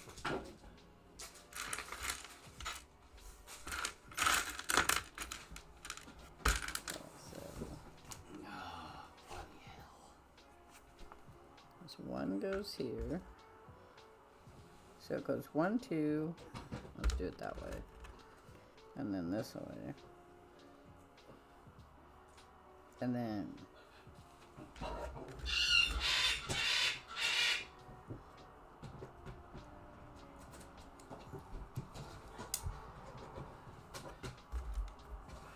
this one goes right here.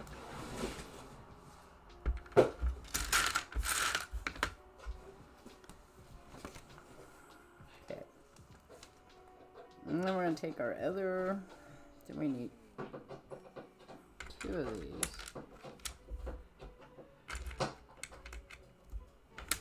Is this the green? Yeah, I'm drawing this. Oh, we're building this one.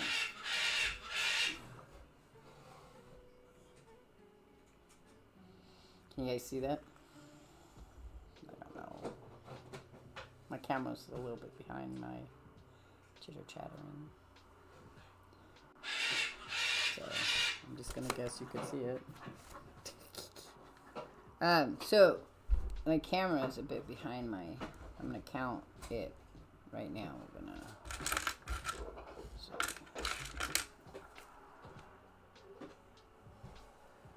Where am I at?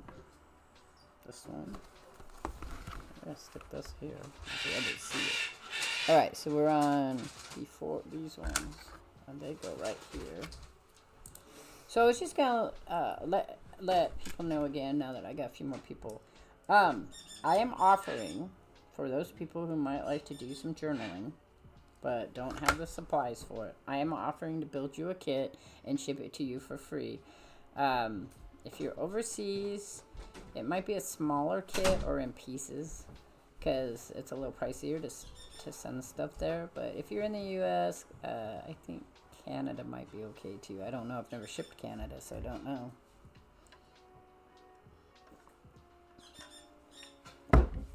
But I've got it, mostly it's about getting rid of some of my paper. So I have tons and tons of paper because I have paper that I buy, paper that's been given to me. Because you always end up with too much paper because you'll buy, like, you'll want 2 sheets out of a packet and you get 6 or more. I have paper that I've made, paper that's been given to me, and then, you know, paper that I've made paper on top of paper. So, like this I had showed earlier at the beginning, like this here. So, these are easy to make. These are dryer sheets. So what you do is you take, or like this, yeah, it's a dryer sheet. You can, after they've been used, and then you can paint on them. And then you can do some other stuff to them. So, I'm going through my papers. I do have a place I give them away too, so it's not like I don't give away paper. Okay, so. Alright, so we have that one now. Now we need 2 more of the buttons. Button, where is the button?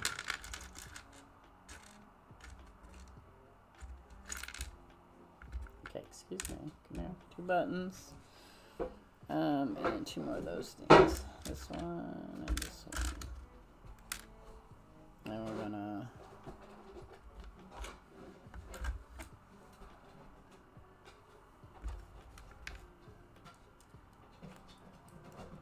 down there.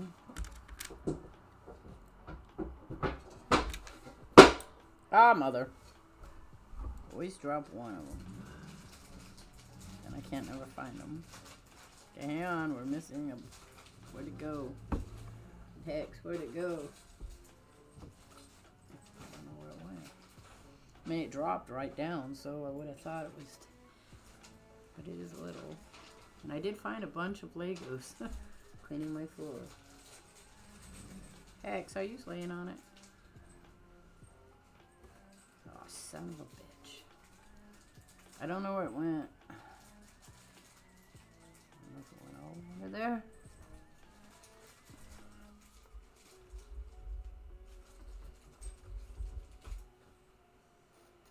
Doesn't feel like it's it.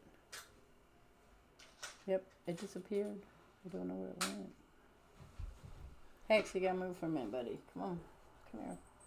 Come on. Where are you going? Why are you going under my leg? Is Dad doing something over there and it's bothering you? Okay, well, that does no good. Let me see if I got an extra. Extra what? Little button. Oh. The button fell.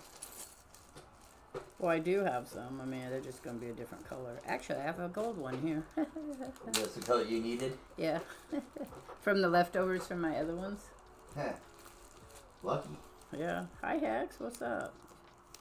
Hex, are you trying to get my lap? Because that's probably not going to work. Come on. Come on. Come on. Hup. Hup. No, you just want to be petted, huh? You're all like, you talk to me. How come you won't pet me now? There you go. I pet you. All right. Is this the 300 piece set? This is the more than 300. This is 715 pieces. You've been listening to a bunch of Warhammer lore? There's a ton of it. Yeah, you'll be listening to it forever. Yeah. Then if you start reading the books or graphic novels or other things, it'll be even longer. Okay, good job. Now I'll find that other one later and put it back in my other. Alright, that way.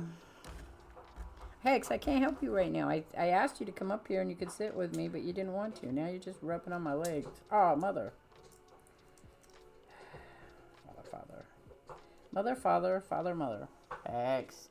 Hi. Go tell Dad you want to go pee or something. I don't know what's going on with you. Weirdo dog. Alright, so we got that one done now. Yeah, there's some good books out there. They're awfully long. Like heavy, thick tomes. There's a lot of YouTube stuff on it too. Tons of YouTube stuff. Okay, so now we need this other little dude. That's weird. What's that? It's a... Not that one. Is it that one? It looks like that one.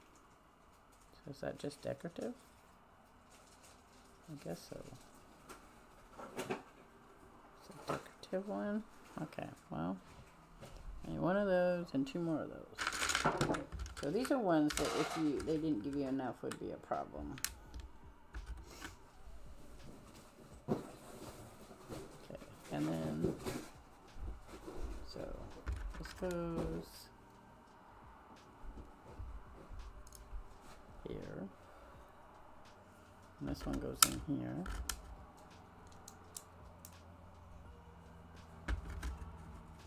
And then this one makes an X. Okay.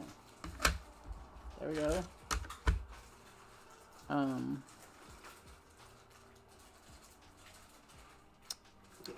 am I at now? Oh, I need 2 more buttons.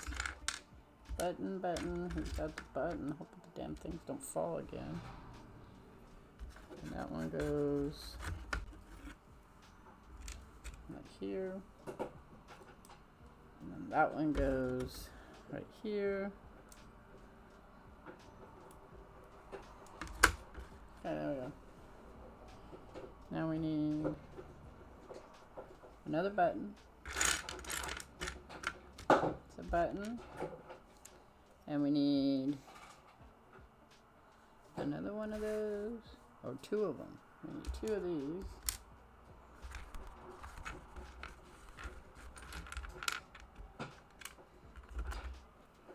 Two of those. And then I don't know what that one is.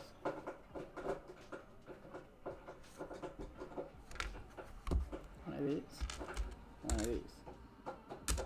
Okay, so we put the button in this little one. The button in the little one. And then we put... Is it this one? Where did those 2 go? Oh, I guess they go on top of these. So this one goes this way. Alright. And then these 2. One goes right here. No, I did that wrong. Okay. Let's put the 2 in that are supposed to go. They're supposed to go in here. Like that. They don't sit straight.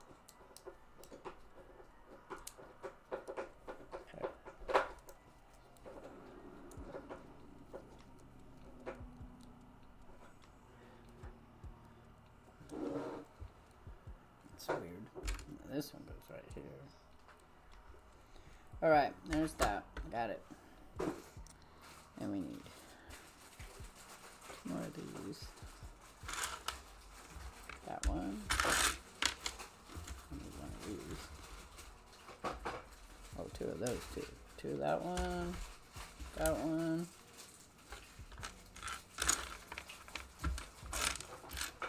And this one. I think we're making a treasure chest, but don't quote me on this because I don't know for sure. Okay, so this one goes right here.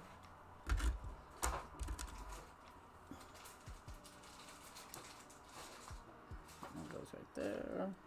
This goes right here.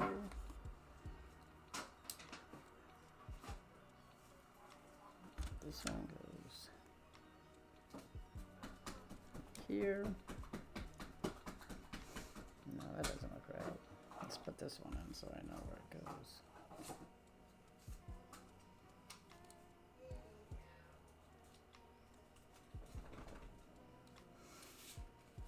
I feel like that one goes there, but maybe not. It's supposed to go right there. Okay, we're having a perplexing moment here. Couldn't go there. I guess it could go there, but then I put those in the wrong place.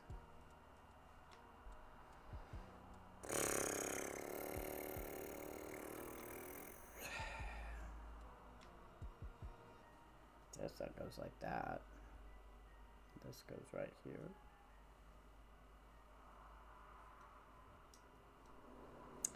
This is very perplexing, but we'll see if I can get it done right. Okay, it goes right there. Okay, that's how it should be, it says. We'll see. Okay, so then we need 2 of these.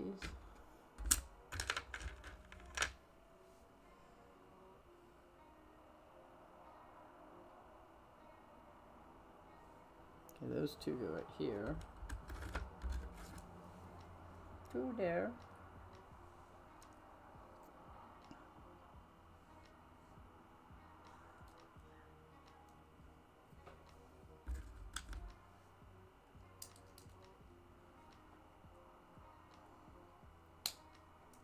And then we need our, I saw it, the little cup. And then one of those. Wait, where did that one go? Oh, it was 3, that's why.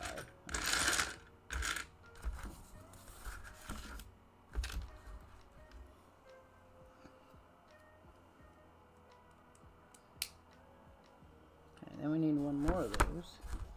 1 more of the little go to guilds. There it is.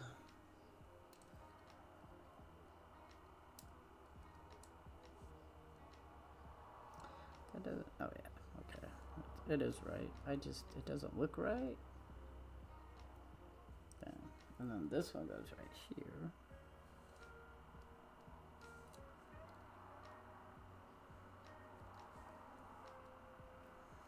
Alright, so there you go.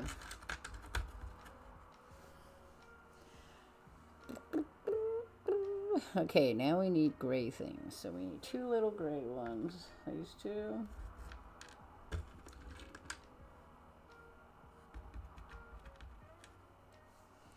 2 grays. 2 of these. 2 of those. 2 of the nose ones that look like spaceships. 2 rods. There's 1 rod. Oh, I see it. 2 rods. There's a rod. There's a rod. That's it. So we're going to take this one. And we're going to put a rod in there. Then we're going to take this thing. And we put it in there. And then we're going to put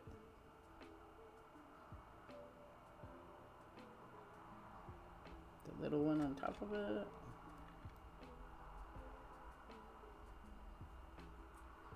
Doesn't really want to go on there. Okay, then we do the same thing again.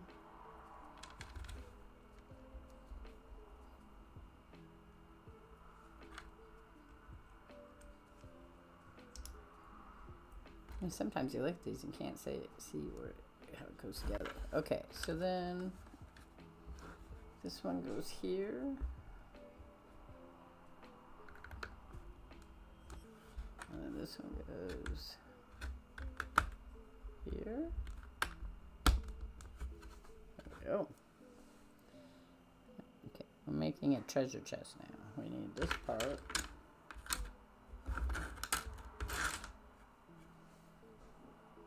And this part. This part? No, not that part. Not that part.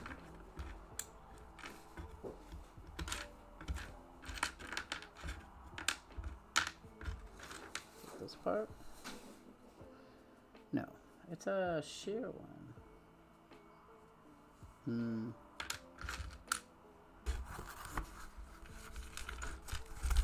Well, I'm perplexed because I don't know what I'm looking at here. I thought maybe it might be this one, but it's not that one. Is it this one? That one? This one? That one? No, it's not. It's like a solid red, but I'm not seeing it. Not based on what it looks like in the picture. So I'm wondering if it's these. And they've done them differently. Because I guess that could be that one. Like this could be that one. This one right here. Could be that one. But then there's these small little corner ones. Oh, here they are. See, now these have the corners that are right. But that one, I don't have one that has like.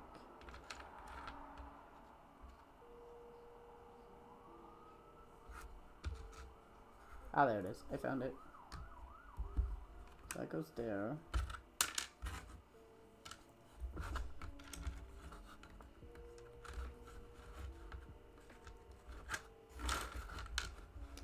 And this one goes here.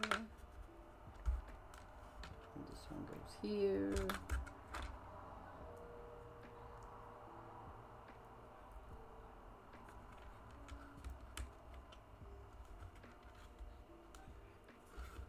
Voila! Okay, now we have these two. I just saw it. That was the one I thought it was, and it's not. So, where'd it go? Where'd it go? This one here. These ones go right here. There's another one of those.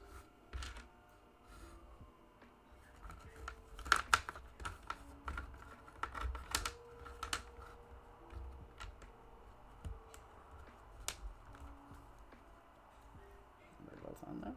They are. Okay, like that.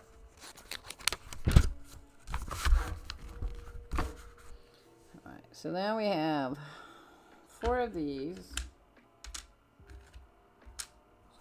So 1, 2, 3, 4. So there's 4 of those. We have these little gray ones. What are they? Took a walk. Shouldn't be walking away. It's very weird.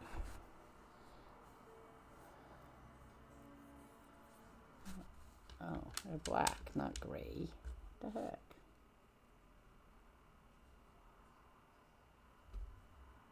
Yep, that's these 2.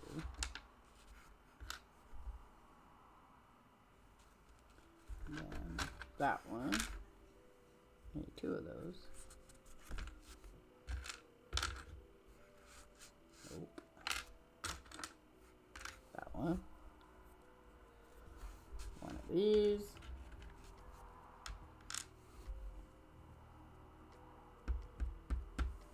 This one.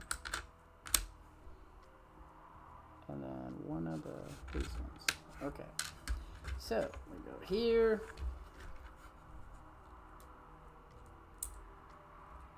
2, 1, 2, 1.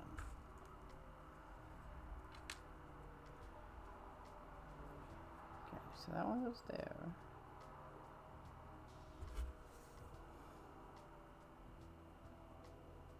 Okay, and then this one goes right here. The picture's a little hard to see.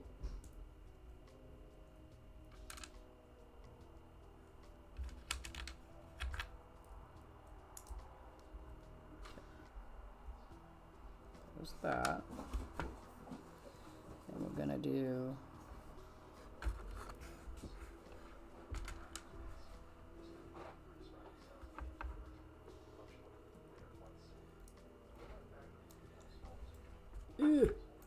oh, that one didn't want to stick. Stick, please. It doesn't want to go down.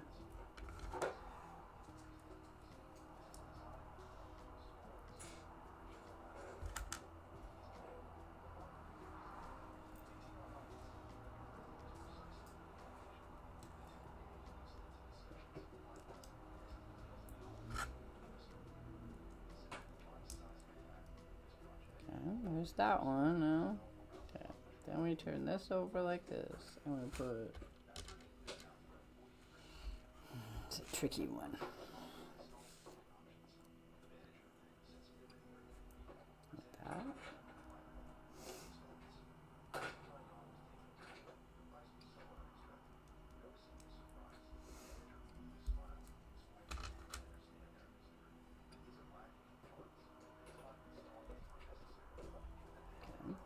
there's that. And then we're gonna put this on here. I feel like it's gonna go this way.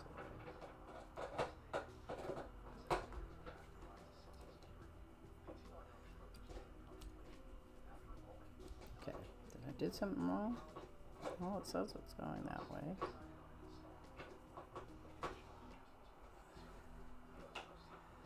It goes like that instead.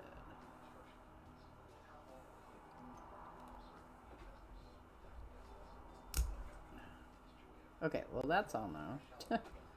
That's on there, but I can't get this on. There we go. Nope.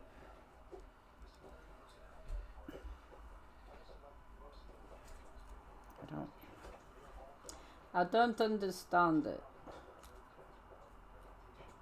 It says it goes on just like that.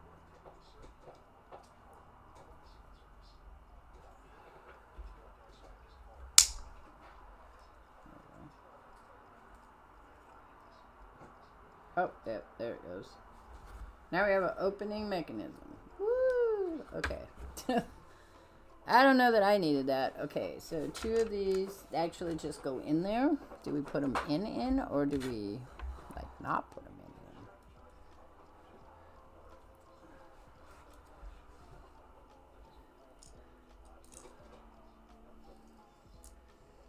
in? Nope, they just go like that.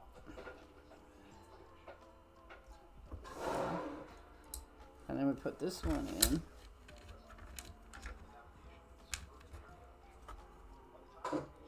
Oh, I didn't put that in first.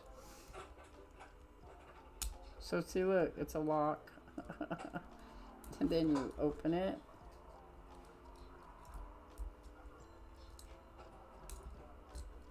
Okay, maybe you open it. I can't get it open. There it goes. Okay. And then you're gonna put this one, well, a mouse. Right here. Right here someplace.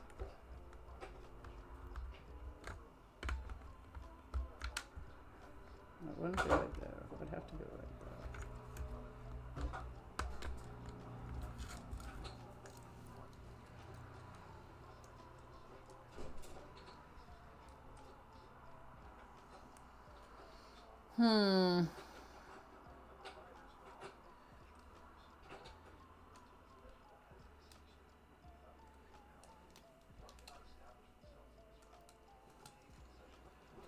Help me here, Legos. It doesn't want to go on.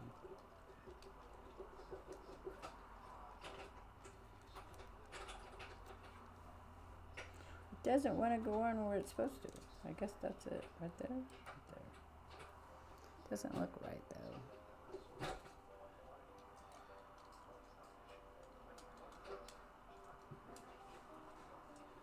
Oh, there you go. I got it. See? There, there it is.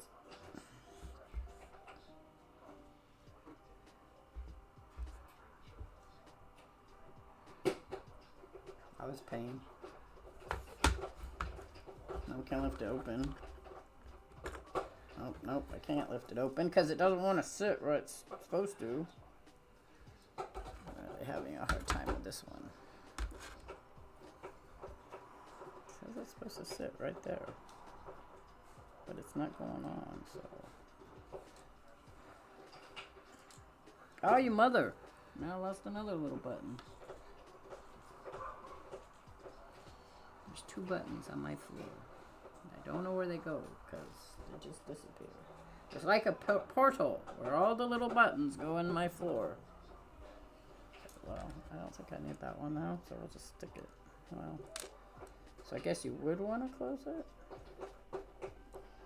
Keep it from whatever. Whatever. That's a mechanism I don't like. Alright, well. I'll go for about another 15 minutes of Legos. Probably build the first part of the dragon here, and then I'm going to go to my journal making. Alright, that was annoying as shit. So we need one of these.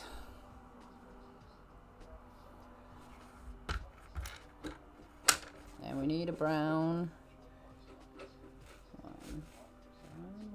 one of these.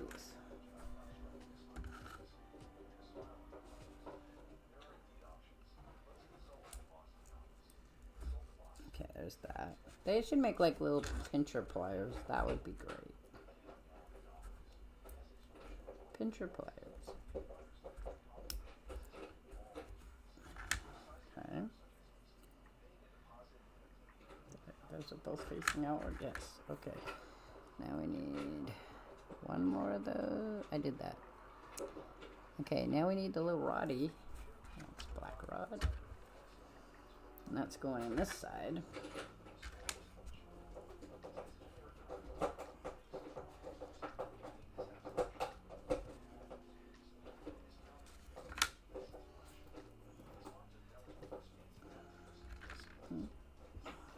No, is it this one?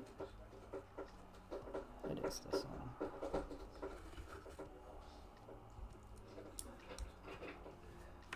That one. Ow, ow, ow, ow, elbow. Okay, we need this one.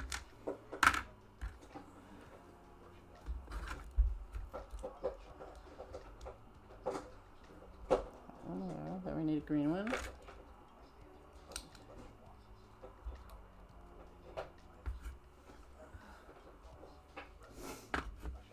I don't know what I was building now.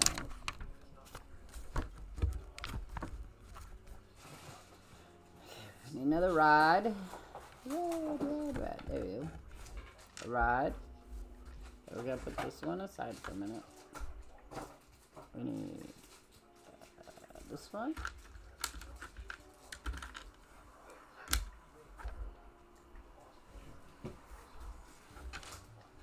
That one. For sure that's the one I need. Yep. That one. That one. This one. And then another one of the ones with the holes in. Okay, so we take this and that. Put that one in there.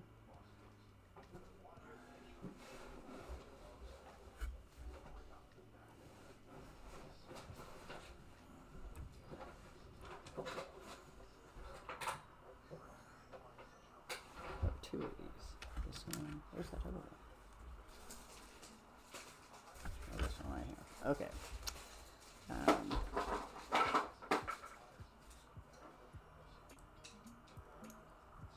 Okay, that doesn't make sense.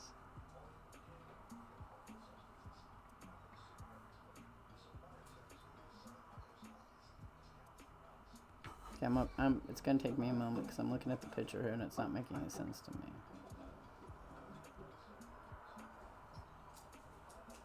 Pretty sure it's supposed to go like that or like this. Like that.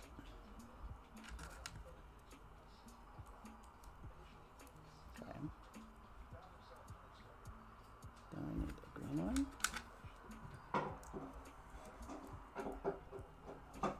We need the brown one.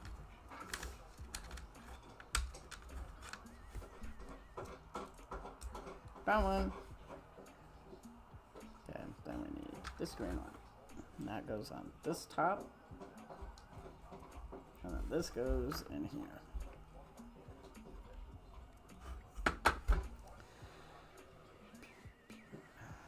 We need this one.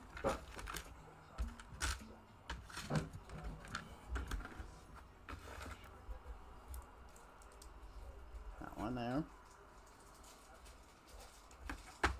We need one of these, those, and then another one of these gold dings. The gold dings.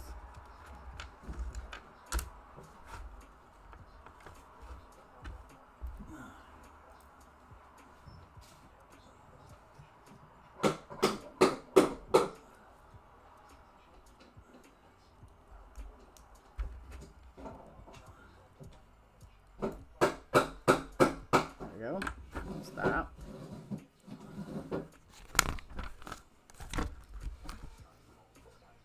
Okay, I need one of these, this one.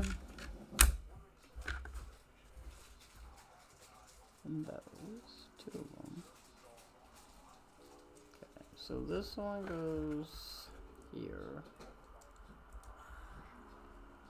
And then these go right here. Maybe I can get them to go in there. I just don't. I'm hoping I got them the right way. There we go. I got 2 black buttons. That's one.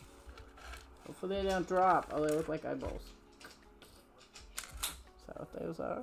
The eyeballs? Yep, they are eyeballs. Weird. You just can't look at it and see it until it's put together, and then you're amazed. Then you're amazed. Oh my god, it worked. I need one of these. 2 of those.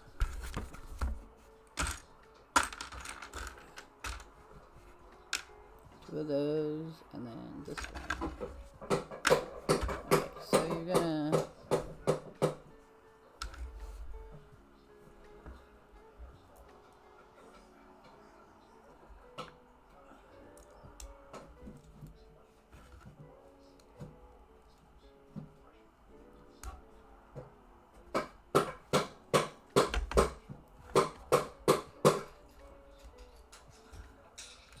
matter which way the eyeballs go. I'm gonna make it a crazy looking eyeballs. Yeah, we'll leave them. Are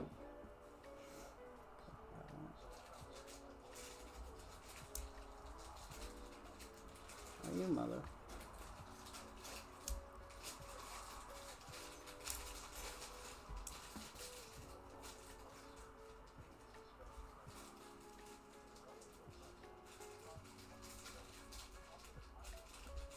Alright, that's closer. I don't know if that's looking the right way or not. And then we gotta put this one on.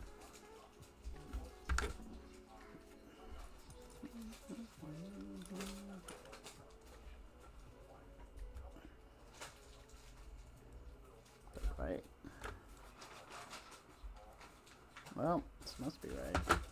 Because it says it's right. Okay, and then one of these. One of those. And put this one. Right here. And we stick this one. There.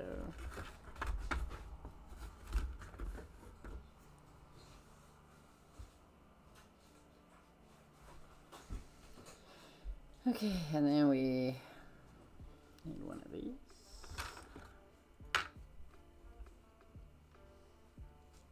And one of those. So this one goes under it. No, this one goes under this one.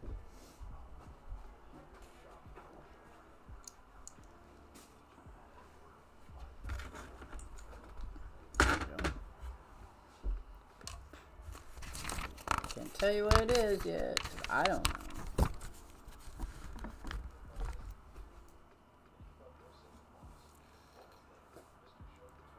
Nice, baby. We can put it in the hallway and I'll put it in the garage. Alright, the brakes are on this side. Oh, wow. I'm not planning on rolling it downhill, so we're good. Well, you know, the stopper. I know. Good. I know. So. But our garage is pretty flat. I've had garages not flat, so, I mean, I get it. But ours is pretty... Doesn't seem to be much rolling on it.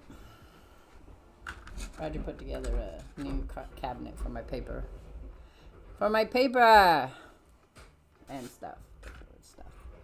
So, I need one of these. I need this one, I think. I put it in the holes in it. laundry room. All right, thank you, Lou. Yep. I need one of these. Then I need 2 of this one. Okay, and then so this one goes like this. And this one. I need 3 of these. 1, 2, 3. Okay, I see. So one goes here. And I need this one. one of these goes here.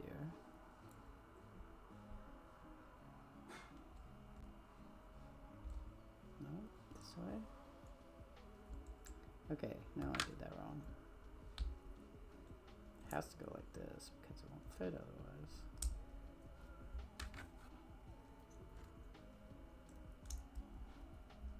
Yep. And then this one goes this way. And then this goes on here.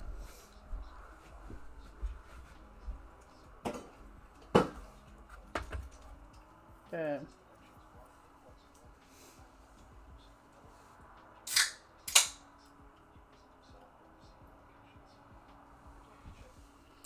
Alrighty. We need this one. Ow. That one. Did that hurt you, bub?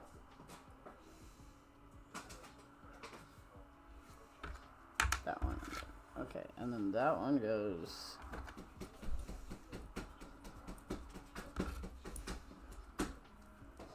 Yes, so I'm gonna try, cause well, I was thinking of you today, but it was okay today outside, but not. I'm gonna be building. I was gonna set up and see if my phone will stream to Twitch. It would only be to Twitch, and I'm gonna set up streaming from my phone to do paper making outside. So maybe probably not tomorrow, but sometime during the week, I'm gonna go out and clean off my patio and set up the bins. I have to see if there's an outdoor extension cord, and then we'll start making paper again. It's been like 3 years since I made paper, so I have to go through it again. I gotta pull all my stuff out. I'm getting another paper shredder this next month coming up.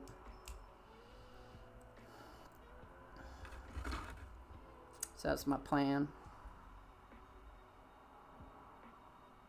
Where's that one go? That one goes here. There we go. Oh, did I screw that up somehow? No, it doesn't look like it. Okay.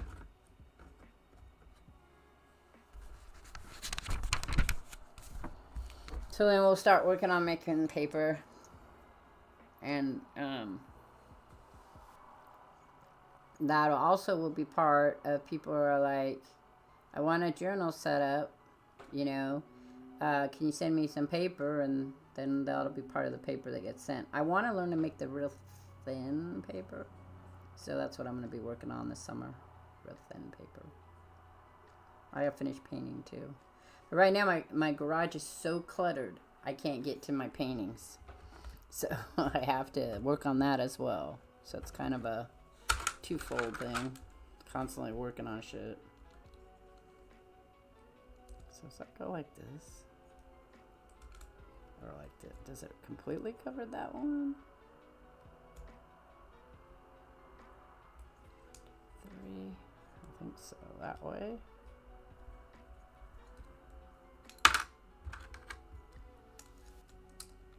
I don't know why you have these slick ones in the middle.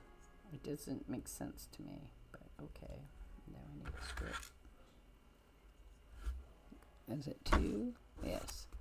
So, right here, how's this one go? Alright, so there's the back. So it goes all the way back here.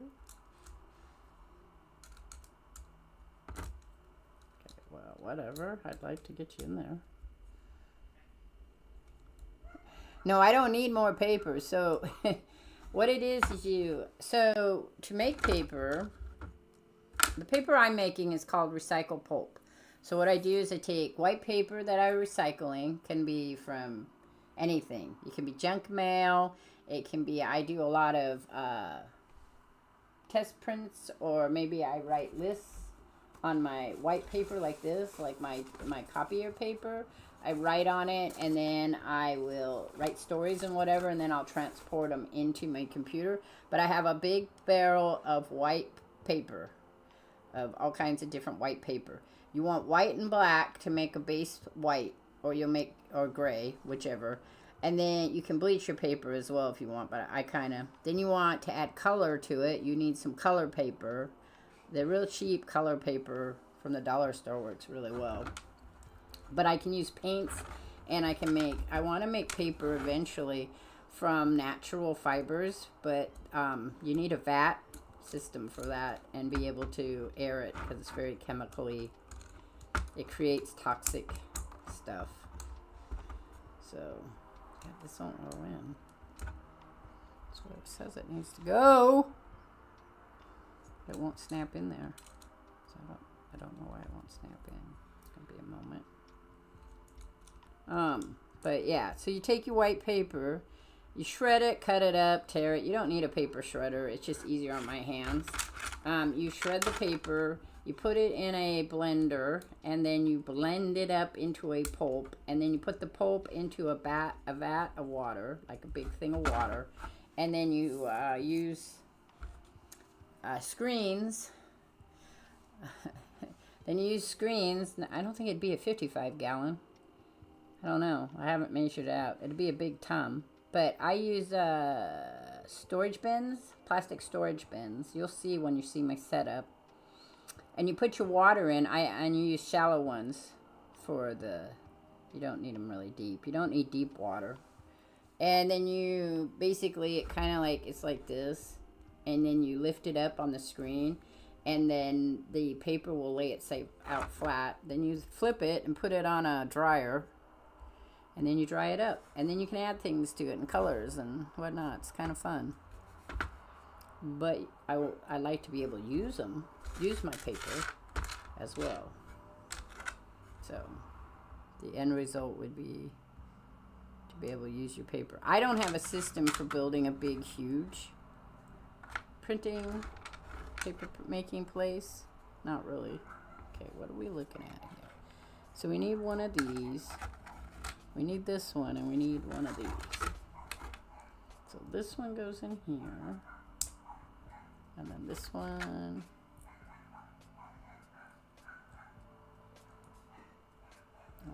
Yeah, there it goes. I had to do that twice. Yeah, no, that doesn't. It's not in there all the way. There we go.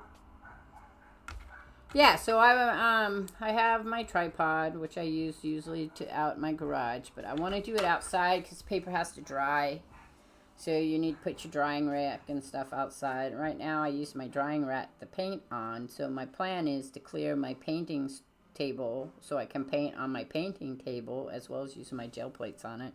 And then I will do the, that's not right. So that's not right. Son of a bitch. Let's see if we can make this work.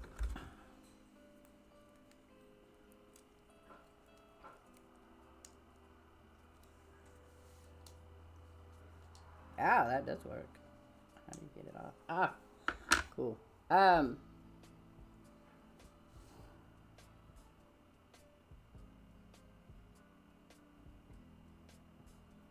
don't understand what this one goes. Oh, I see. I messed up. It doesn't go there. All right, this one goes like this.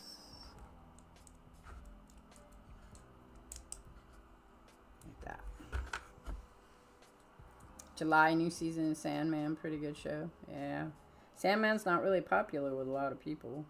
I'm amazed they're making a new one. I thought Netflix said no. Because he'd been a bad boy. A bad boy. I guess no one cares he was a bad boy. That's probably true.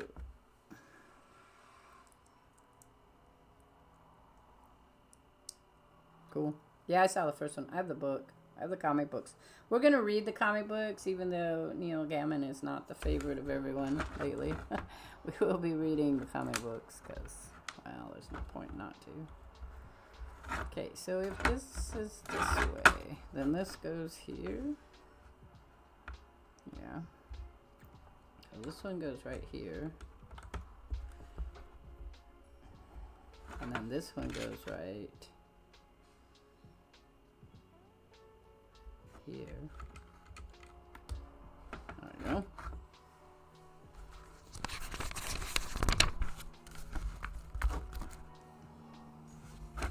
me take this. Let me put that one here. Where's that other one go? I don't have another one of those. Whoopsie. Oh, great. I'm missing one. Oh, you mother. Okay, so I don't, if it's not important, it won't be a problem. But I don't know why I don't have another one. Because I didn't use it anywhere. Okay, well, we don't have it, so it is what it is. We're going to stick this one here and hope that I don't need it to be anything but what it is. Suck beans. Yeah, I don't have that one. I have two of other things, but not that. And I had enough of the gold ones. I didn't need to use my extra gold one. What else? Son of a boozy wax. Missing pieces? Yep, missing one piece so far. And then we're going to take that one. Put this one here.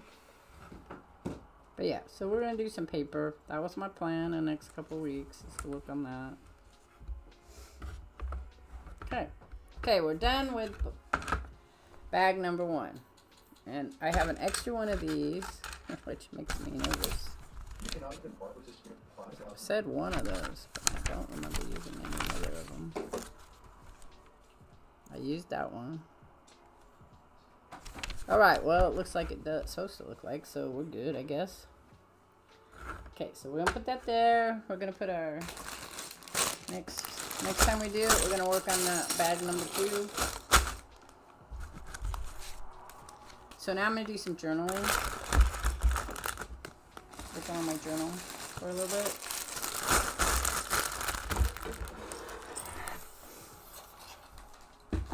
Alright. I have to get the pieces out for that too. Where did I put that? Oh, it's right here. Okay, wait. I'm gonna move this.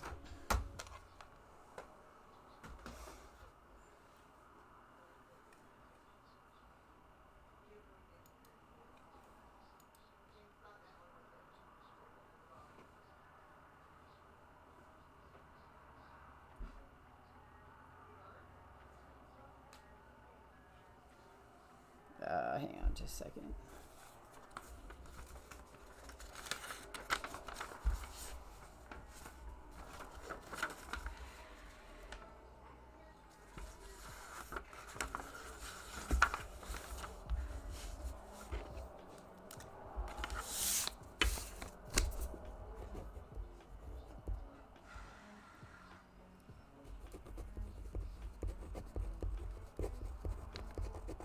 Okay, I'm going to do a shout out for someone who's streaming right now. I did some shout outs earlier. Journal hype. Well, you know, I'm telling you, I can help you guys out if you want to start your own journaling system. I'll get you started with a complete packet. You can tell me which way you want it, and we'll set it up for you.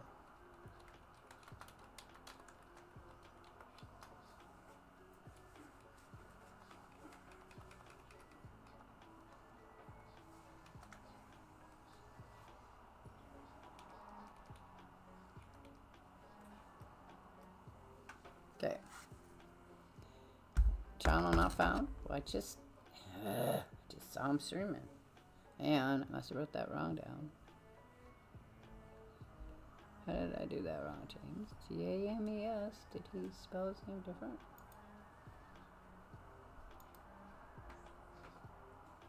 J-A-M. Oh, there's an N on the end. I see. Yeah, that would be a problem. Sorry. No, let's try it again.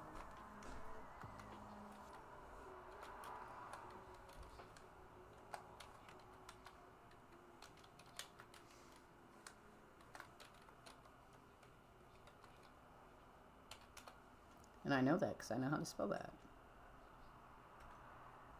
Okay, there we go. So he's playing Oblivion if you're interested. Lots of people are playing Oblivion. I don't know if I'll play Oblivion. I might play it. I just don't know when I might be playing Oblivion. Okay, so I went through and got all my stuff. I know what I was going to do. So I'm going to do I got a couple of things I want to do. I want to take these and put stencils on them. I got to put some more. I want to sew right here this up so it will be more like a book. Oh, you're not even seeing that. So I want to sew. I'm thinking it to myself as I'm doing it. So I want to take this, and I want to take these, my stencils, and I want to make little faces on them of happy little things. And then the back side of it, I'll write on. But I'm going to sew from right about here to here to give it a good, probably right about here to here to give it a good, make its spine a little stronger. And it's going to be a journal book. So I can put stickers or whatever I want on it. But I'm not doing that right now. We're finishing up what we're doing. I have a lot of stuff I want to do in my journal, but I have to finish up stuff first. Okay, so one of the things we need to do is we need to put this on right here. Okay, that one's going to go there, and I've decided what I'm doing is I'm going to do a flip book. Ow, sorry, camera's going to go squishy. Okay, so we're going to do a flip book is what we're going to do. I really need this camera over more. It's in my way. So, this side's going to be the unicorn. Let's take this out now.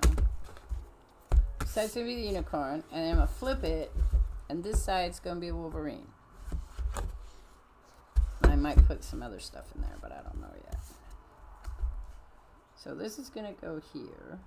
And then after, because I was doing this inside one, I got a new one I want to put in it. Let's see where if it's in here. Yeah, here it is. And then I'm going to put that one. So we're going to put this one on here, but I have to figure out how I'm going to color the back of it. So that's going to go in here. And then I got a Wolverine one I want to put on the other side. This is from a notebook.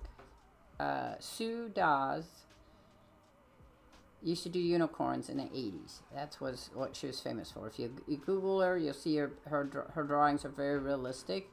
And this is from one of hers. So that's what's going in there. I just have to figure out how we're going to do it. I haven't decided yet. Looks like silver with gold. Yeah. And then I got this one. We're going to flip it. Remember I told you we're going to flip it because we're going to make a flip book. And I'm going to flip it. And then this side, it's going to have this one in it. Like that. And we're going to tilt it and tape it and glue it down. And that's what's going in this one. And this will be the start of the Wolverine side. So unicorns and other fanciful things on one side. And then Wolverine on another side. And then I might make another journal later down the road that's going to have ravens and foxes in it. Because those are my other favorites. So that's what we're going to do there. Down the road eventually. But I have to figure out how I want to coat the back. Because I don't want this to be the back side. So I either have to paint it or color it somehow. Or put paper on it. Like I did with the other one. So I gotta finish the cover on that other side first. And then I'll work towards. Because I have stuff like this. I have these. Which this one is really cool. This got little roses in it. So we could see. Disabled Diablo unicorn journal? No. Not a Diablo. That was Wolverine. Wolverine journal. I could make you a Diablo journal. I make you guys anything. I mean, you can make yourself stuff. Okay. So we're going to look and see if I want to use any of these.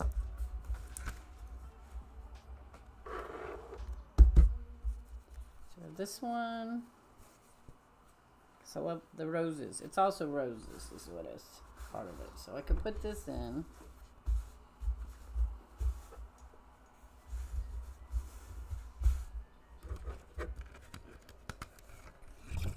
Put that. A lot of times making journals is you spend a lot of time deciding how you're going to make things look. So I could do that. It's kind of nice. Let's see.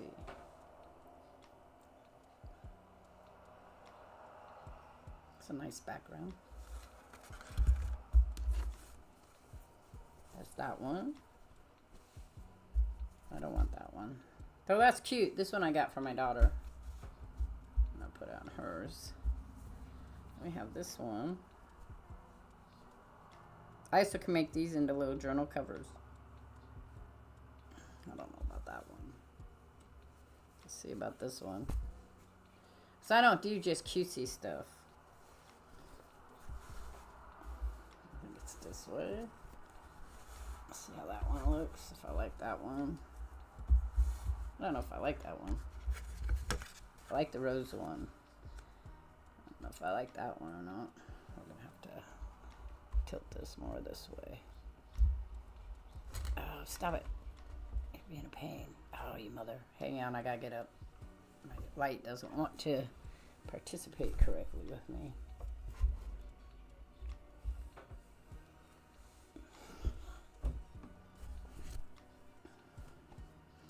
So that one's kind of, I don't know. I don't think I like that one either. So I'm not big on flowers. I only like roses. Roses are my favorite. Okay, so maybe the rose one, maybe not. Might put a brown in there. I think a brown background might look nice, but I just wanted to, oh, I don't like this one. I'm not gonna, see, this is another one. I wouldn't use it, but there's that one. But this one's kind of pretty. With the roses. I have to iron it though.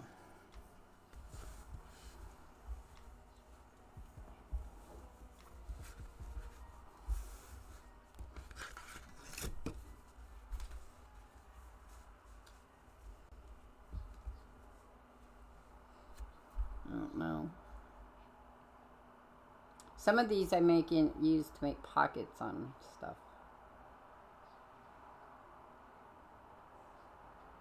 No, I don't know. I don't know if I want to use that or not. I do like it. I just don't know if I want to use it there. I might want a darker color, but I got to finish the other parts. So we'll think about it, and then we'll decide what we're going to do. Okay, so we got to finish doing this. I have to find my tape I was using. Tape.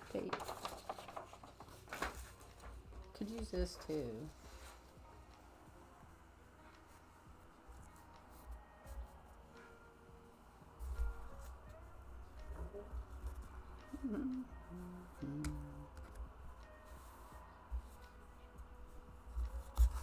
This way.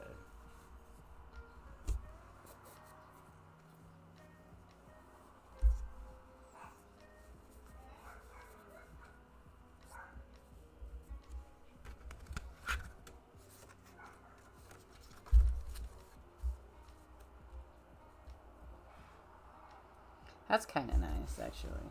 I don't know if I will use it, but yeah, the white with the white looks really nice. Glue can get messy. Glue can get messy. So you have to have a good place for glue. So glue can get messy. Okay, I'm gonna pull out. I have a box that has stuff in it, so I gotta pull my box out and look at stuff I want. So it might bounce the camera a bit.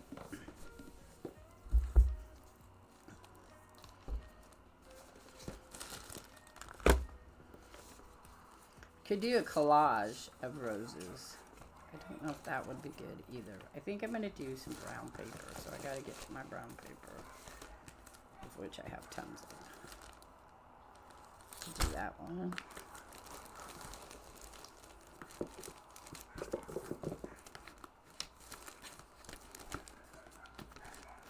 Nice dark brown paper would be good. So if I can do one of these. Some dog is barking a lot. Oh, might be Hex. Might be Hex.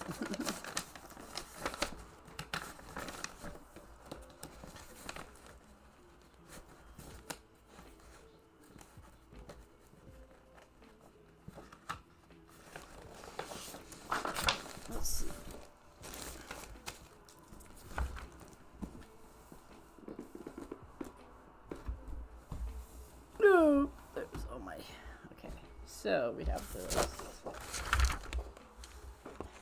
Kind of like that. So this one.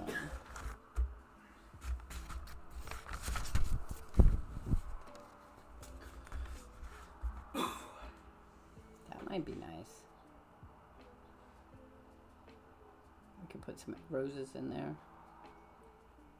You have to find the right size. There's a rubber one. I have I have rubber glue too. That might be nice.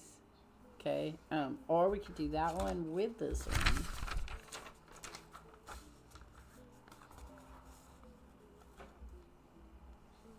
Could do that.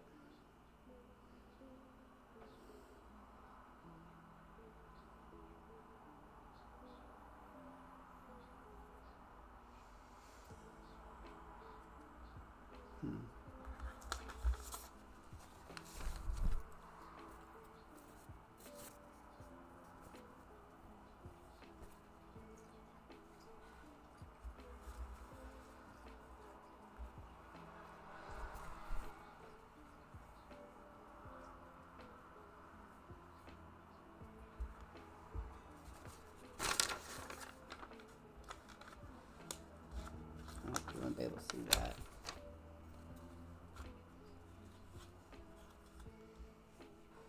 I'm just looking at it through the camera, see if I like it. So there's a brief pause in between while I look at it. So you could take a lot of notes. Yeah, that's true. I'm not doing TikTok anymore. I was, for political reasons, I got a little irritated with the idea they kept telling us they were going to save it. And now they're like, so it kind of like that with they would have this brown about this far on the side. On the other side, I could also do, but I like pink and brown. So whenever I can get pink brown together, that's great. I could also do this.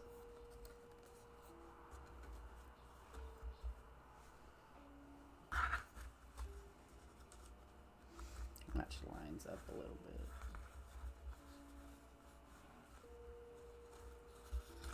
Sorry.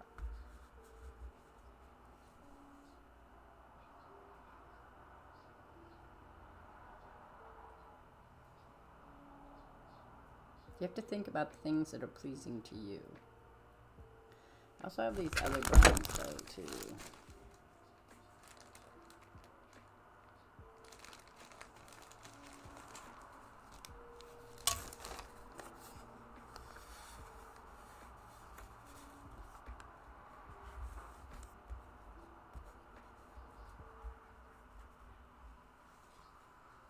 I don't know if I don't want that though.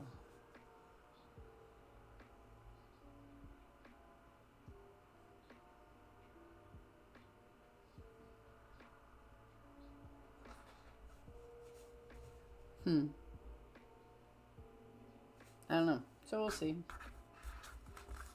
I like this back paper right here, but I really want to get some browns in here, so.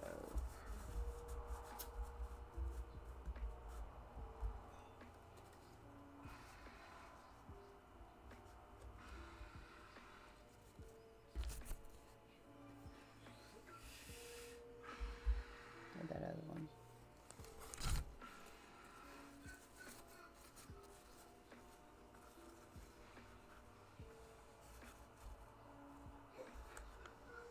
Art's a lot of drumping stuff down and looking to see if you like the way it drops down.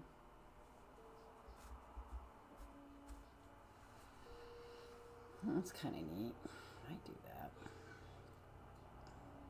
It's a little more textural stuff to that.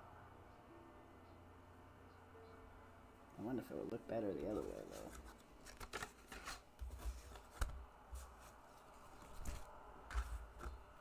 I'm sorry, you guys are stuck here watching me do this stuff, but it's kind of what art's about. This one.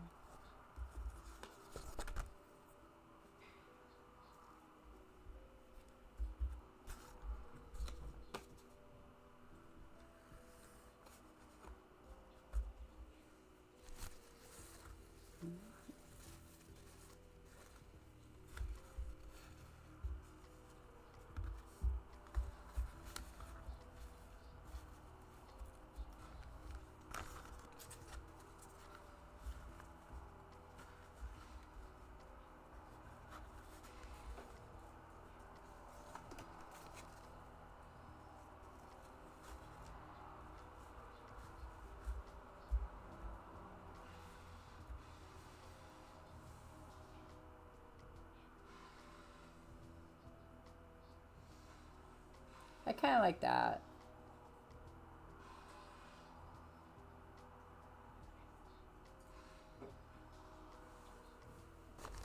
Yeah, some other paper I want to try. We're not going to do this right yet. I was just trying to get an idea of what I wanted to do so I could...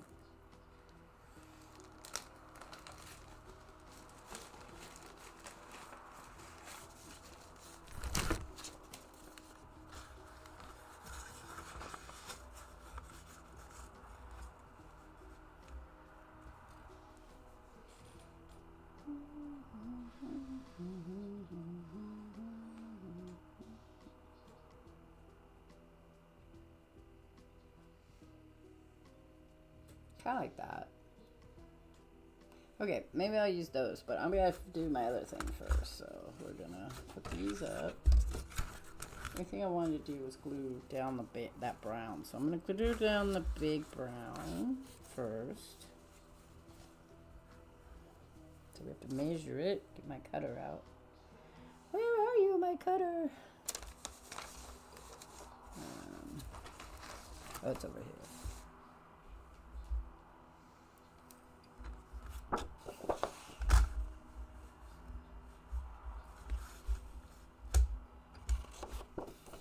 This is a little cutter, so I have to measure it.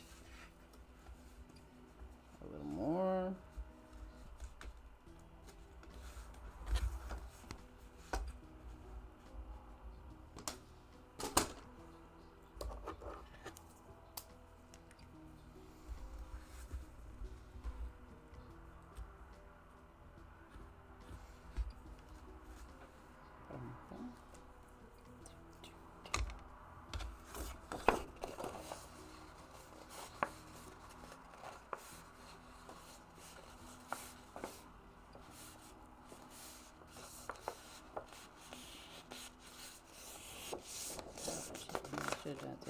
I wonder if I didn't do it this way too. Should have done it. Oh, no, I can't do it that way too. I can do it this way.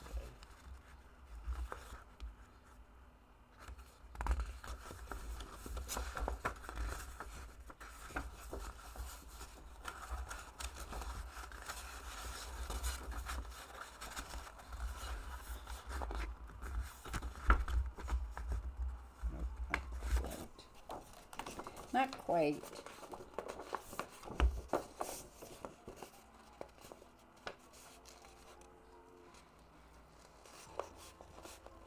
I can't do measurements. They don't come out well for me. I try, but they don't. I have to measure them by just looking at them.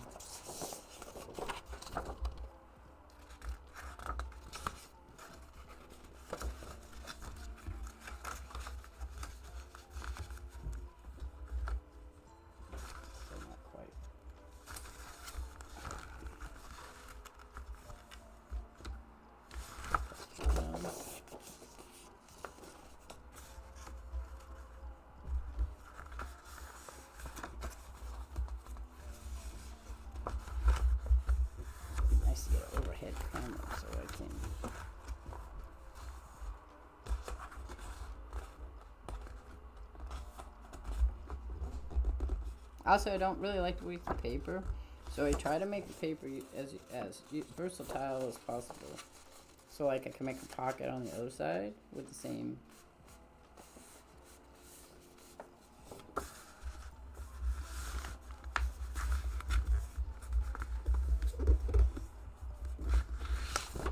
So like this will go this way. Let's see if we can get to match up right.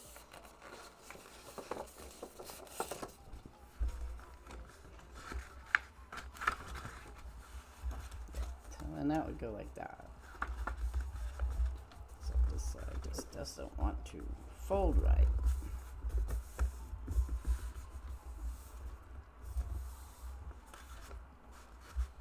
Still a little long on this one side, I think.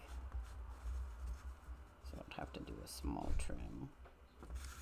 Just so I can get that done.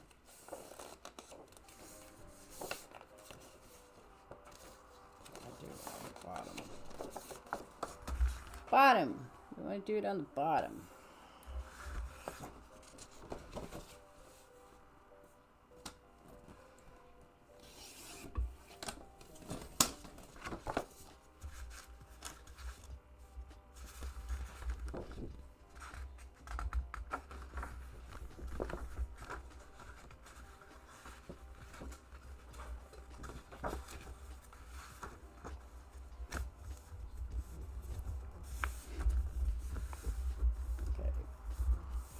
And then when I turn it,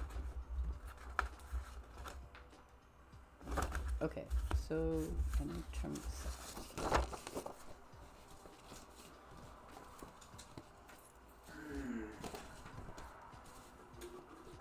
I can't quite turn the side because it's still too long. I'd have to go out and do the guillotine. So I might wait to do that one. That's what I'm going to do. This is going to go in here and be glued in. And then when I flip it to the other side, this is the other side. This is the other side. And I'm going to use this as a pocket right here. Things go in it. So that's what we're going to do with that. You use a lot of China inks, so you're using waxed or glassy papers. Yeah, do you use rice paper? Because I have some rice paper that I use for things that you can make great vellum out of. Okay, so we're going to finish this, though. I got some other things I want to put in here.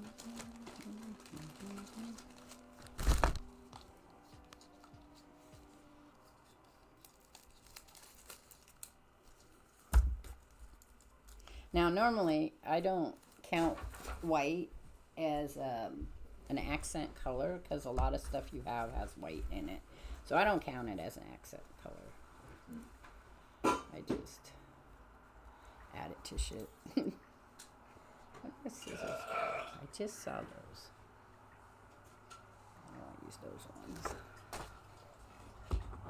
I don't know what the scissors are. I mean, it's not like I don't have 15 million things of scissors, but I have my favorite scissors. The other ones come out. There you are. There you are.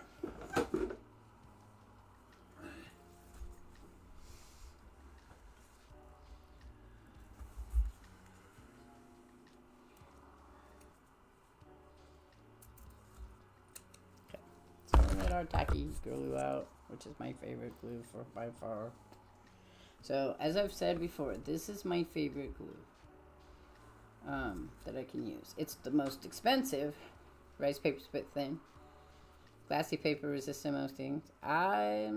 Some inks. You can't write on waxy or glass paper very well. He's using Chinese, so it might work better. I have no idea. You'd have to ask Feely about his techniques. Feely's probably a more accomplished artist than I am, since I'm a recyclist. I use a lot of recycled things, so I don't spend a lot of money on expensive stuff. Now that means I'm gonna get different. I will get a different thing. I'm gonna get their effects or results than Feely will get, because I use my paper. I have the supplies are not as good, so.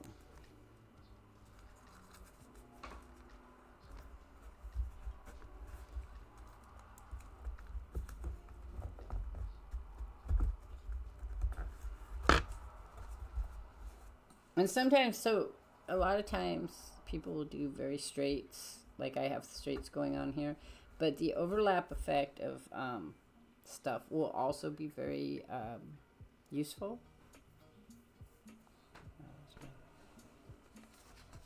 Just move them again. Where'd they go? Oh,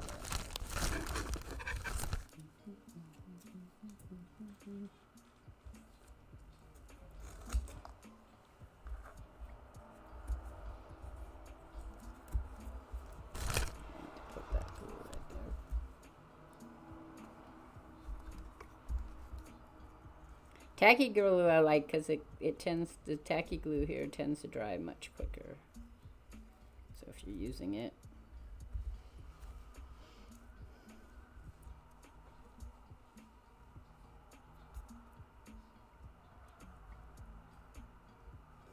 Glossy papers. Yeah, I have alcohol inks that I found work really well on photograph paper. The kind of paper you're going to use in a printer. But I don't have the luck of the draw when it comes to glue. If I can find glue that works, I stick with it. That's the glue I use because even the best glue out there for me just doesn't work as well as it could. So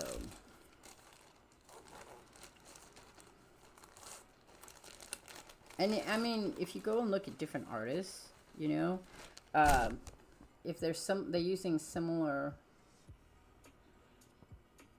I don't use Bristol a lot. It's very expensive paper. But again, my desired results are not the same as the desired results of, say, Feely or someone else that might be coloring and producing things on paper.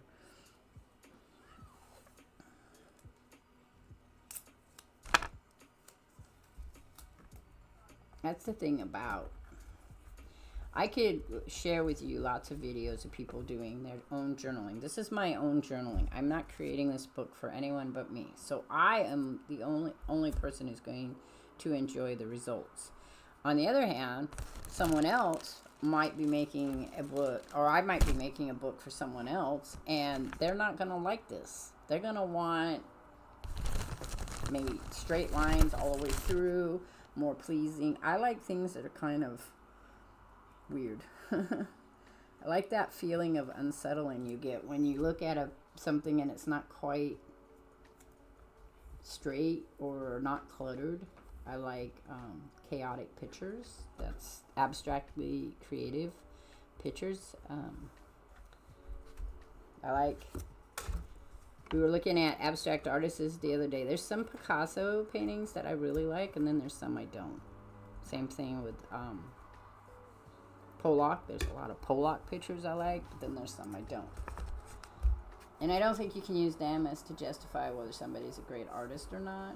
You just can use them as in, this is the example of art that I like. That's it. Or don't like, depending on them. And a lot of times journals, the idea of an art journal, which is what this is for me, the idea of an art journal is to take the things you like and collect them someplace. So you'll see me, I have pictures in here that are from the 80s, like unicorn pictures out of magazines and other stuff like that. So yeah, Bristol, I've seen some Bristol papers at the dollar stores. Yeah, because they buy them in storage and stuff. So but like Feely's artwork and my artwork are totally different. We both probably have used the same supplies in the past. I've had what's basically enough art to be considered an art major, except me and the teachers disagreed about what is art, so that didn't work out well for me. And that was a constant thing. I constantly had problems with teachers and my concept of art, so, you know. And paper is one of those things, like, so if you make homemade paper, you don't matter, unless you've got the real big machines to make it and the fancy dancy stuff, and the right pulp. Like linen pulp is what a lot of linen and cotton fabric pulp is what a lot of our drawing and art papers are made from. Rice paper too. Yeah, no. I have enough classes that would be considered one. I do not have one. I have psychology majors. I have 2 psychology bachelors. Masters. But when I first started school, I was going to be an art therapist, and you had to have art classes to prove you knew how to use art.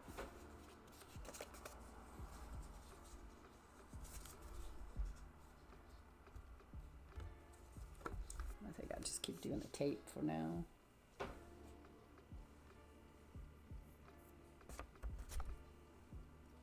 I want to go across this way? Oh, I need that small tape I had. I don't know where I went. Or, let's do this instead.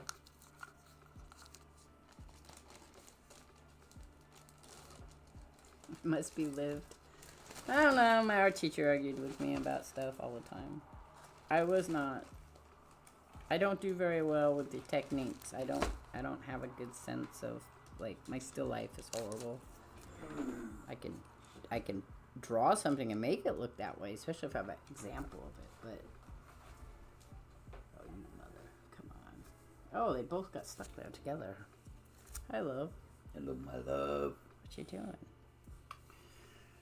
Rubbing your neck and your shoulders. Little pieces stuck together. I'm gonna have to glue them, aren't I?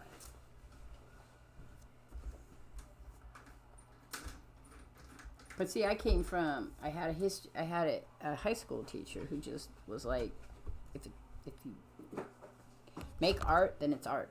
That was it. If you make art, you're an artist. He was a firm believer of that. He made wonderful commercial art. And when you say commercial art, that would be art that people enjoy all the time. Pop art's a good example of that. And he was just absolutely wonderful. That one's going to stick. Awesome. He made me a couple of unicorns that I have used over the years. Oh, you mother, come on. I can't see that real well. Where'd my glasses go? Oh, they're right there. Ah, no, go away.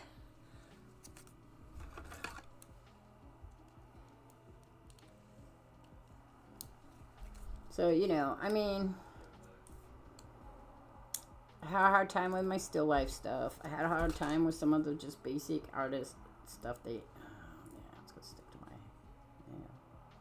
they want you to do, like how they have you do it upside down and backwards so that you get a better sense of perception. Though I enjoyed the classes, I just was not good at them. I still have problems with shading. I just can't see shading very well.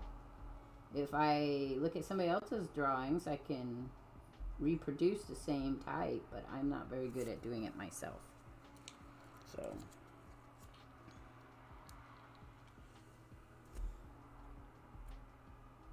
and then it also, I got into journaling because when you first take art classes, they require you to get a journal, and the journal is how you keep track of your lessons and experiments and practices and stuff like that.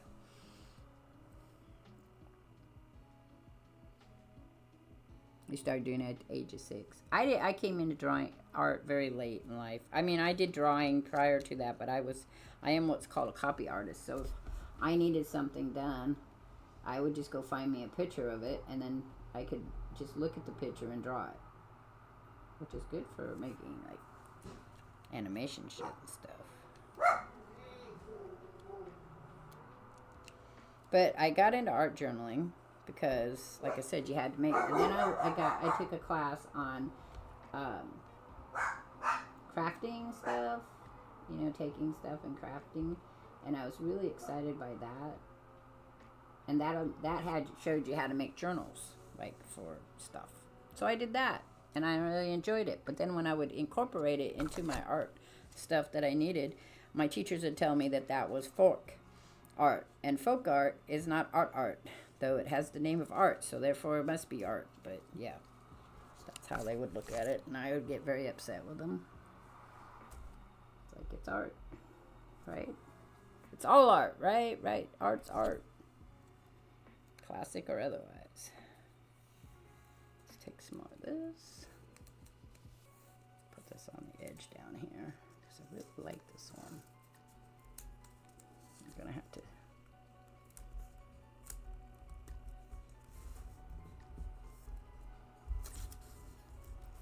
But I don't have a good sense of when it's too much or not enough, because I'll either not have enough or I'll have too much. Because I just like it. I just like it texturally. I like it tactilely. It just, I'd be like, oh yeah, that's exactly what I want. I want that on there. I want it, all of it. I want it all. All of it needs to be on there. Okay, so what do we want to do? Hang on.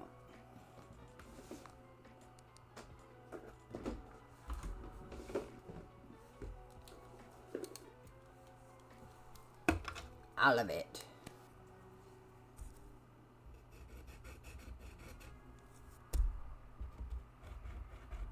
If I want to do it that way, let's do it this way.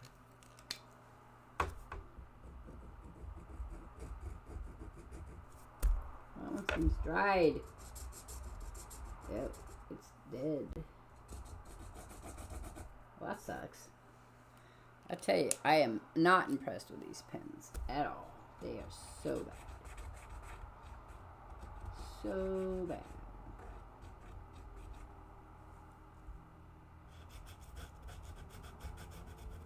So when my teachers say, well, what is your purpose of your art? Well, if it's an exercise, the purpose is the exercise. And she'd be like, okay, that I could see. But what if it's not an exercise? What's the purpose of your art? And I'd be like, just to look at it and be happy. And she'd be like, but what else? I'm like, I don't know. That's it. Just to look at it and be happy. Right? Okay. I need a little bit of glue there, though. Just look at it and be happy. So the new dragon you're thinking is your favorite in the series? What, of the Legos? Is that what you're talking about? Which dragon are you talking about?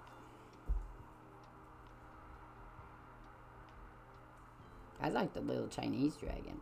I thought that one was cute.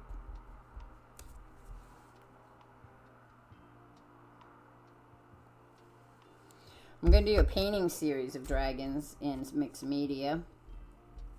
And I'm going to do all the different types of dragons. I do like the medieval dragon. Chinese dragons, though, are pretty cool. I think, especially when they remind you of, like, koi. Okay, so now that that's done, we can now do that other part I wanted to do. Where is it? Where is it? Where'd it go? And then we'll call it. Then it'll be done. Just had it. Where'd it go? Hang on. I have a mess going on because I can't find my stuff that I need. Where'd it go? Where'd it go? Where'd it go?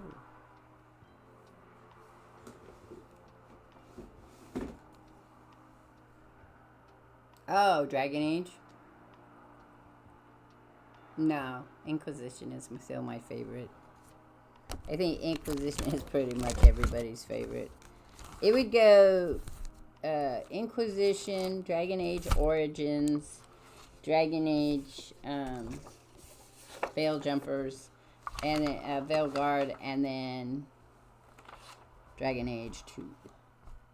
There are other games, I just haven't played them. I don't know if they're just PC games or what. I know that there are other games, though. Where'd it go? Where'd my lace go? God dang it. Okay, it'll be just a minute, because I got to find that lace, because I want to add the lace to the journal so it'll dry, so I can get on to the next part of it. But I don't know where it went, so I have to look, because I've got a mess going on now.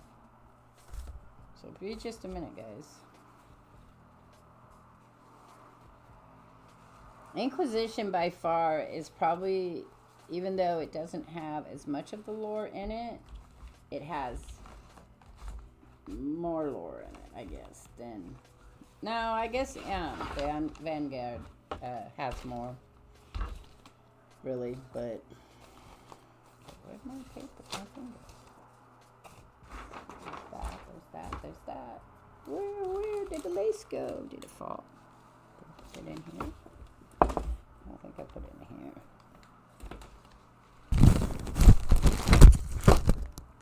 Over me. I have this problem lately. Things disappear and go into the wild blue yonder while I'm trying to do stuff.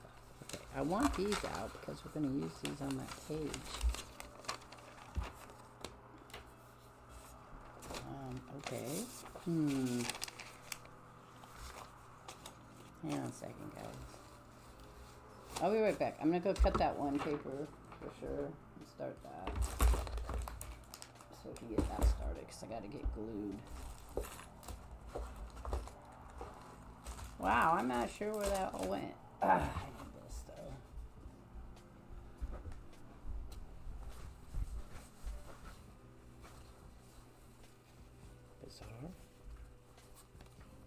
Bizarre. It disappeared. Let's go. Oh, there it is. Found it. Good. But I do have to go to cut a piece of paper, so I'll be right back. So I have to go get my guillotine.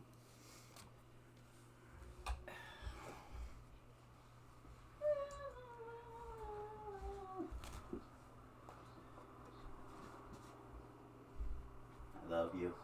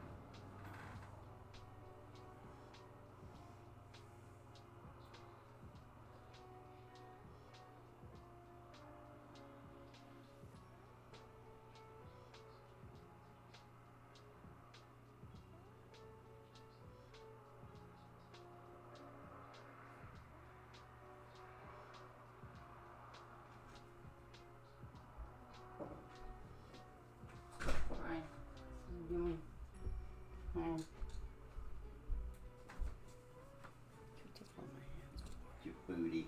Oh, whatever. Yeah. I love you. Oops. There goes, I love you too. There goes the camera. Yay. Yay. Getting rid of my camera, are you? Alright. Oh. Okay, so there's that. There's this. That. Okay.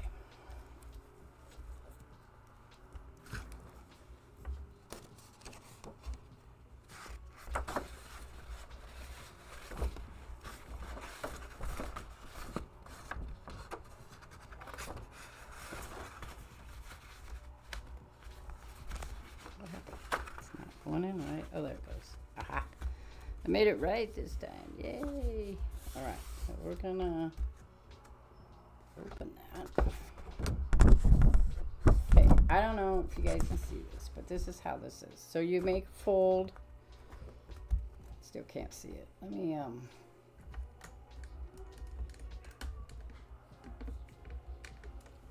might get more things. So you make a fold up here.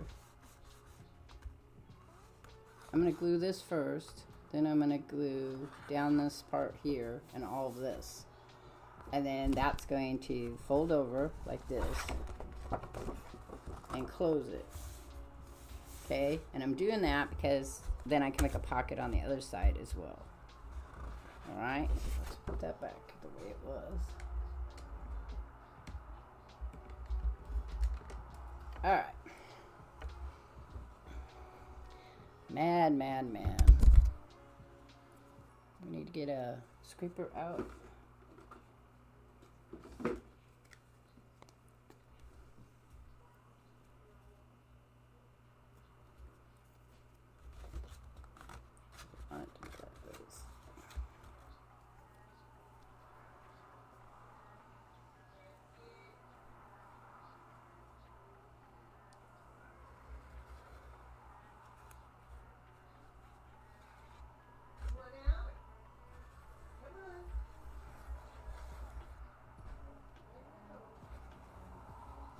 See, I'm not strong enough to get the glue to do what I want it to do.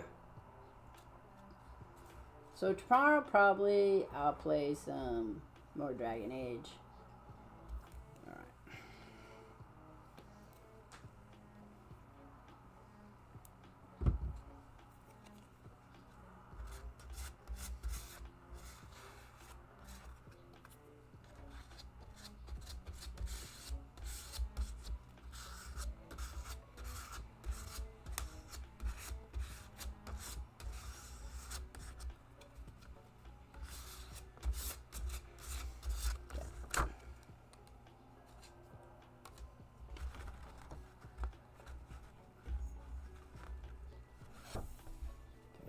So put that one down.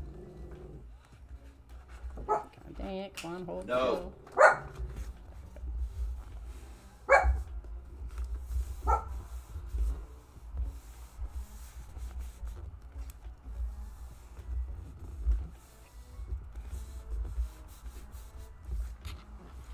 Come on, up. Boy.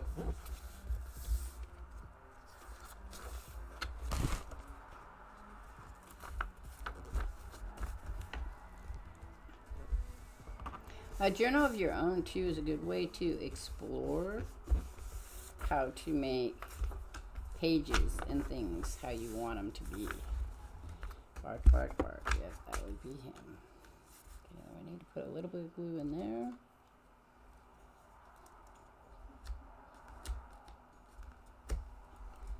That's going to hold it or not. Just wait.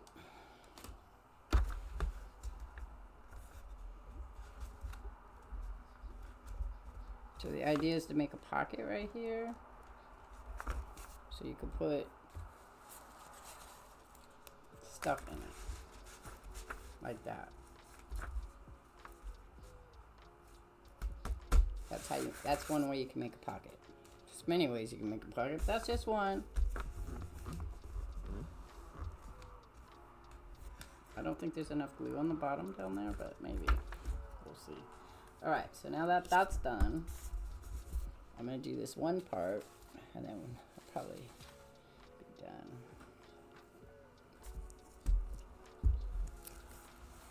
I'm hoping that the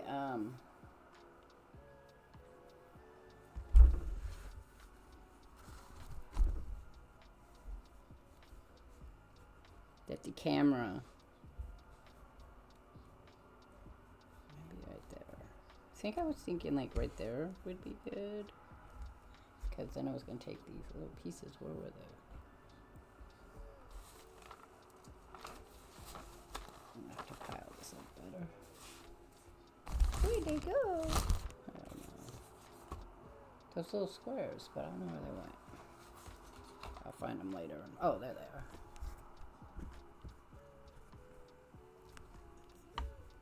To hold that fray down. It's frayed on that one end. But I don't think I will. I think I won't worry about it. I'll just glue it where the flowers are.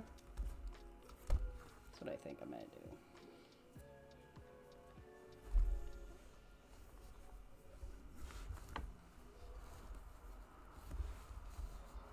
So we're going to do that right there.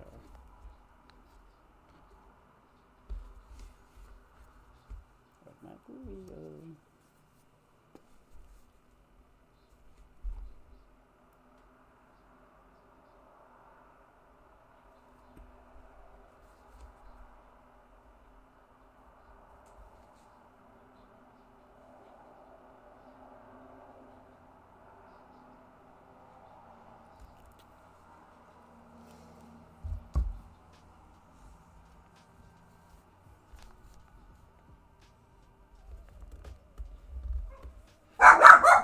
No.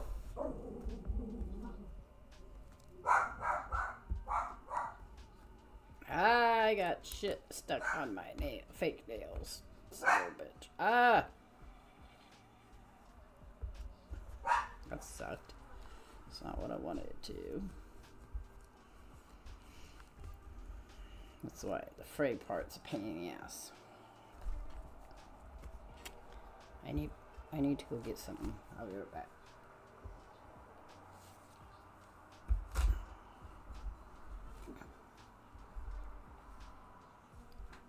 Louie. I'm Louie. Louie. Booga booga.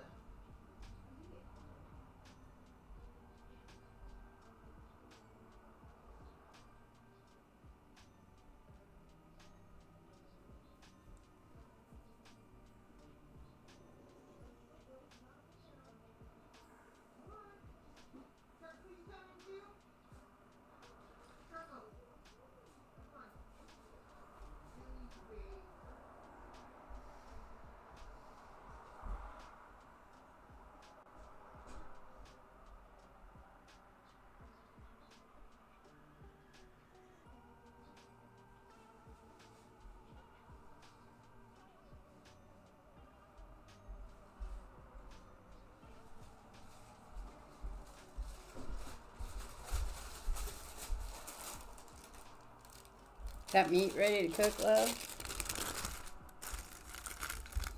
I was planning on starting in about a half an hour. Okay.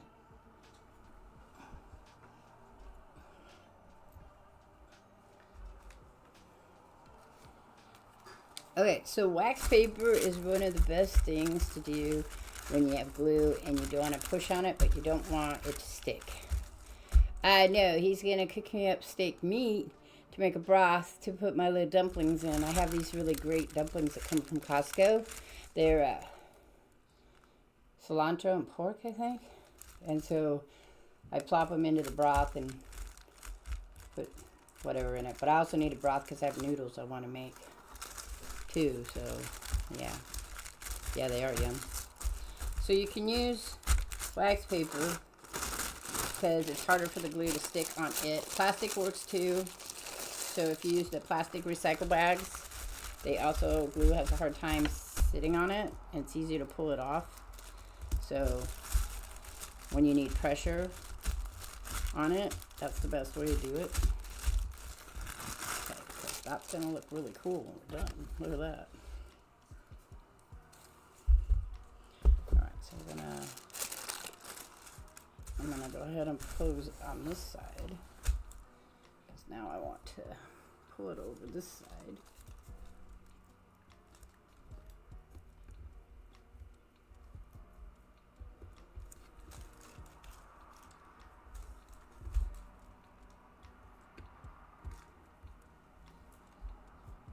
I use a tacky because tacky tends to be the best there. Go right up that. Where's my glue?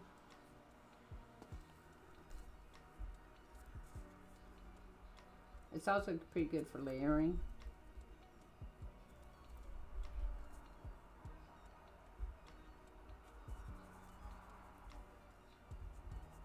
Since I'm layering things here that don't necessarily want to be layered.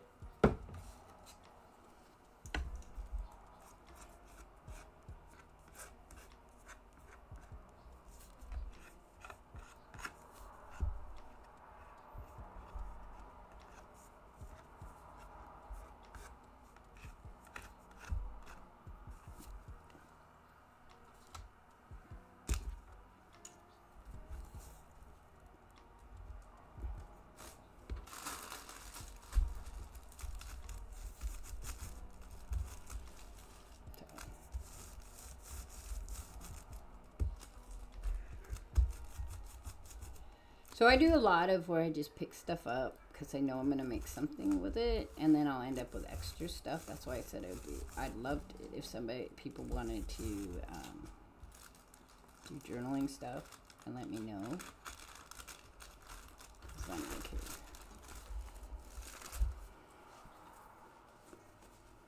Oh, you mother. It didn't stick all the way on this one side. Which is typical for me in glue. Does not want to stick. I'll use the little scissors.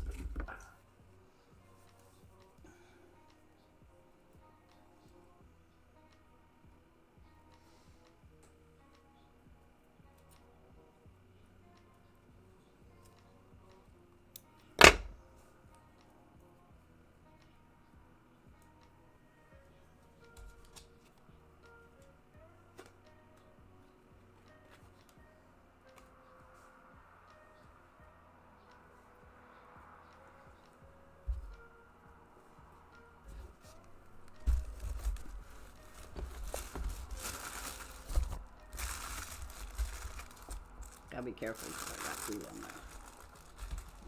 I don't want to stick it on there. Now I have stickers too I can put on here if I want for myself. Unicorn stickers and shit. I think what I'm going to do is paint paper for the back. So we'll see.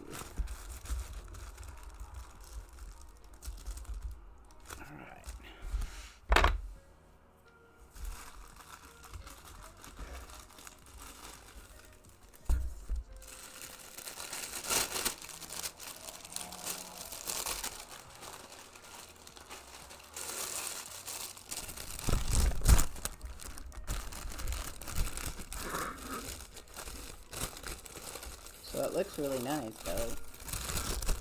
Look, it turned out really nice. And when it dries, it's going to look really good. Okay, so the next time, I'm going to work on that inner paper where I'm going to put that unicorn picture in. We are going to glue one more thing before I go. This is going right here. You guys won't see it yet. So I'm going to glue that in.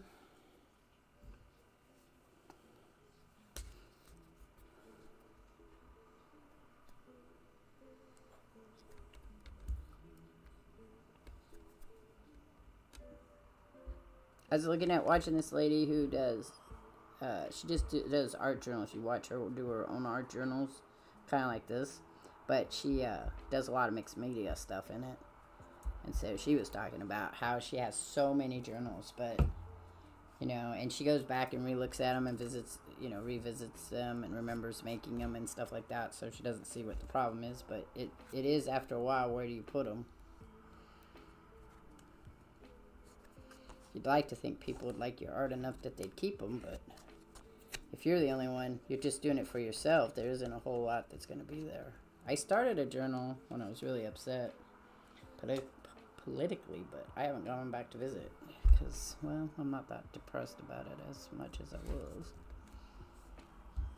It's turning out like I thought, but... Okay, I'm going to show you what I'm doing. I know, I turned it around so you couldn't see it, but there you go. So on the other side, I'll put, I have some Wolverine pictures I'll put on it.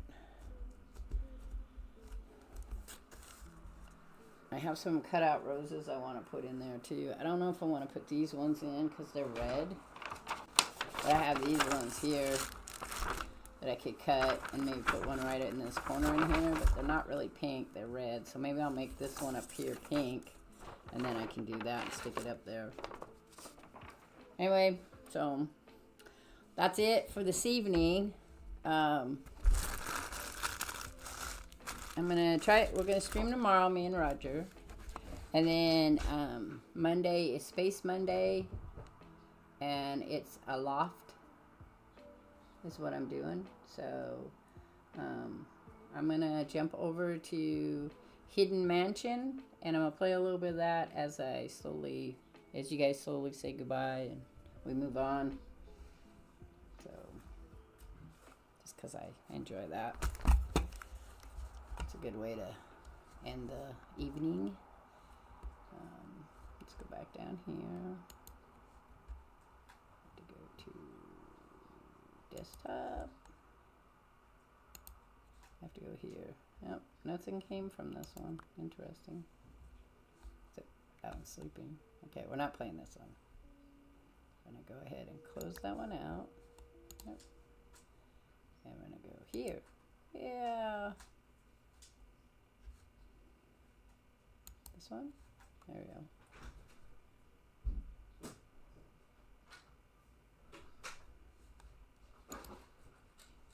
Alrighty. Alrighty. Where'd my thing go? Let's put this over here. Now.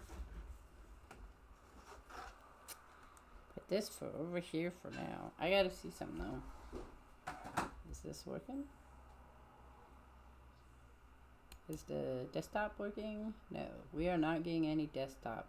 Well, that's weird. I'm getting, well, there's nothing going on, so that makes sense. I need to do something real quick here. You're gonna see it all happening before you. All right, yes. Okay, so Lucky is streaming. So I'm gonna end up rating him, I think. So I'm gonna play. I'm not gonna play. I'm gonna do this. He's doing Fallout 4, and he needs, remember, he wants to, he needs more people to watch him, and you guys, it'd be fun to watch him. Except y'all left already, but we'll try it anyway.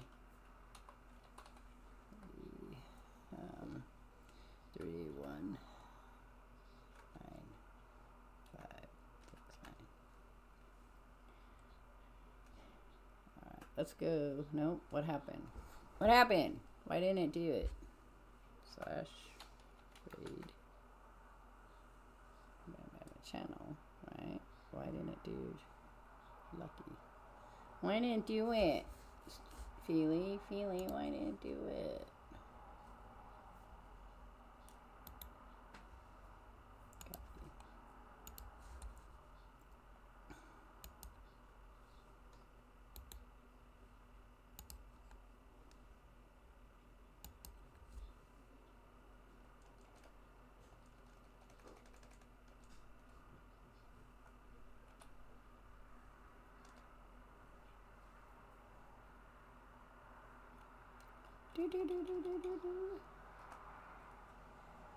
There we go. Huh? That's only you. Oh. La la la la. Remember, he's a young man trying to. He's playing Fallout 4, so that should be fun. Alright. Yeah, for whatever reason, I don't have any desktop sounds now. Weird. Oh, there it goes.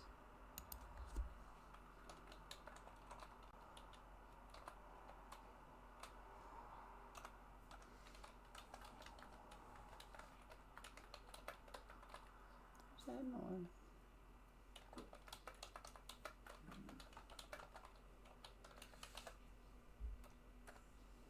Okay.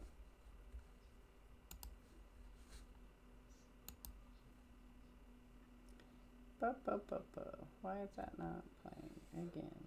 I don't understand. It should play. Let's see. And Twitch. Yes, no. There's no signs of forced entry. You two get into a fight. Okay.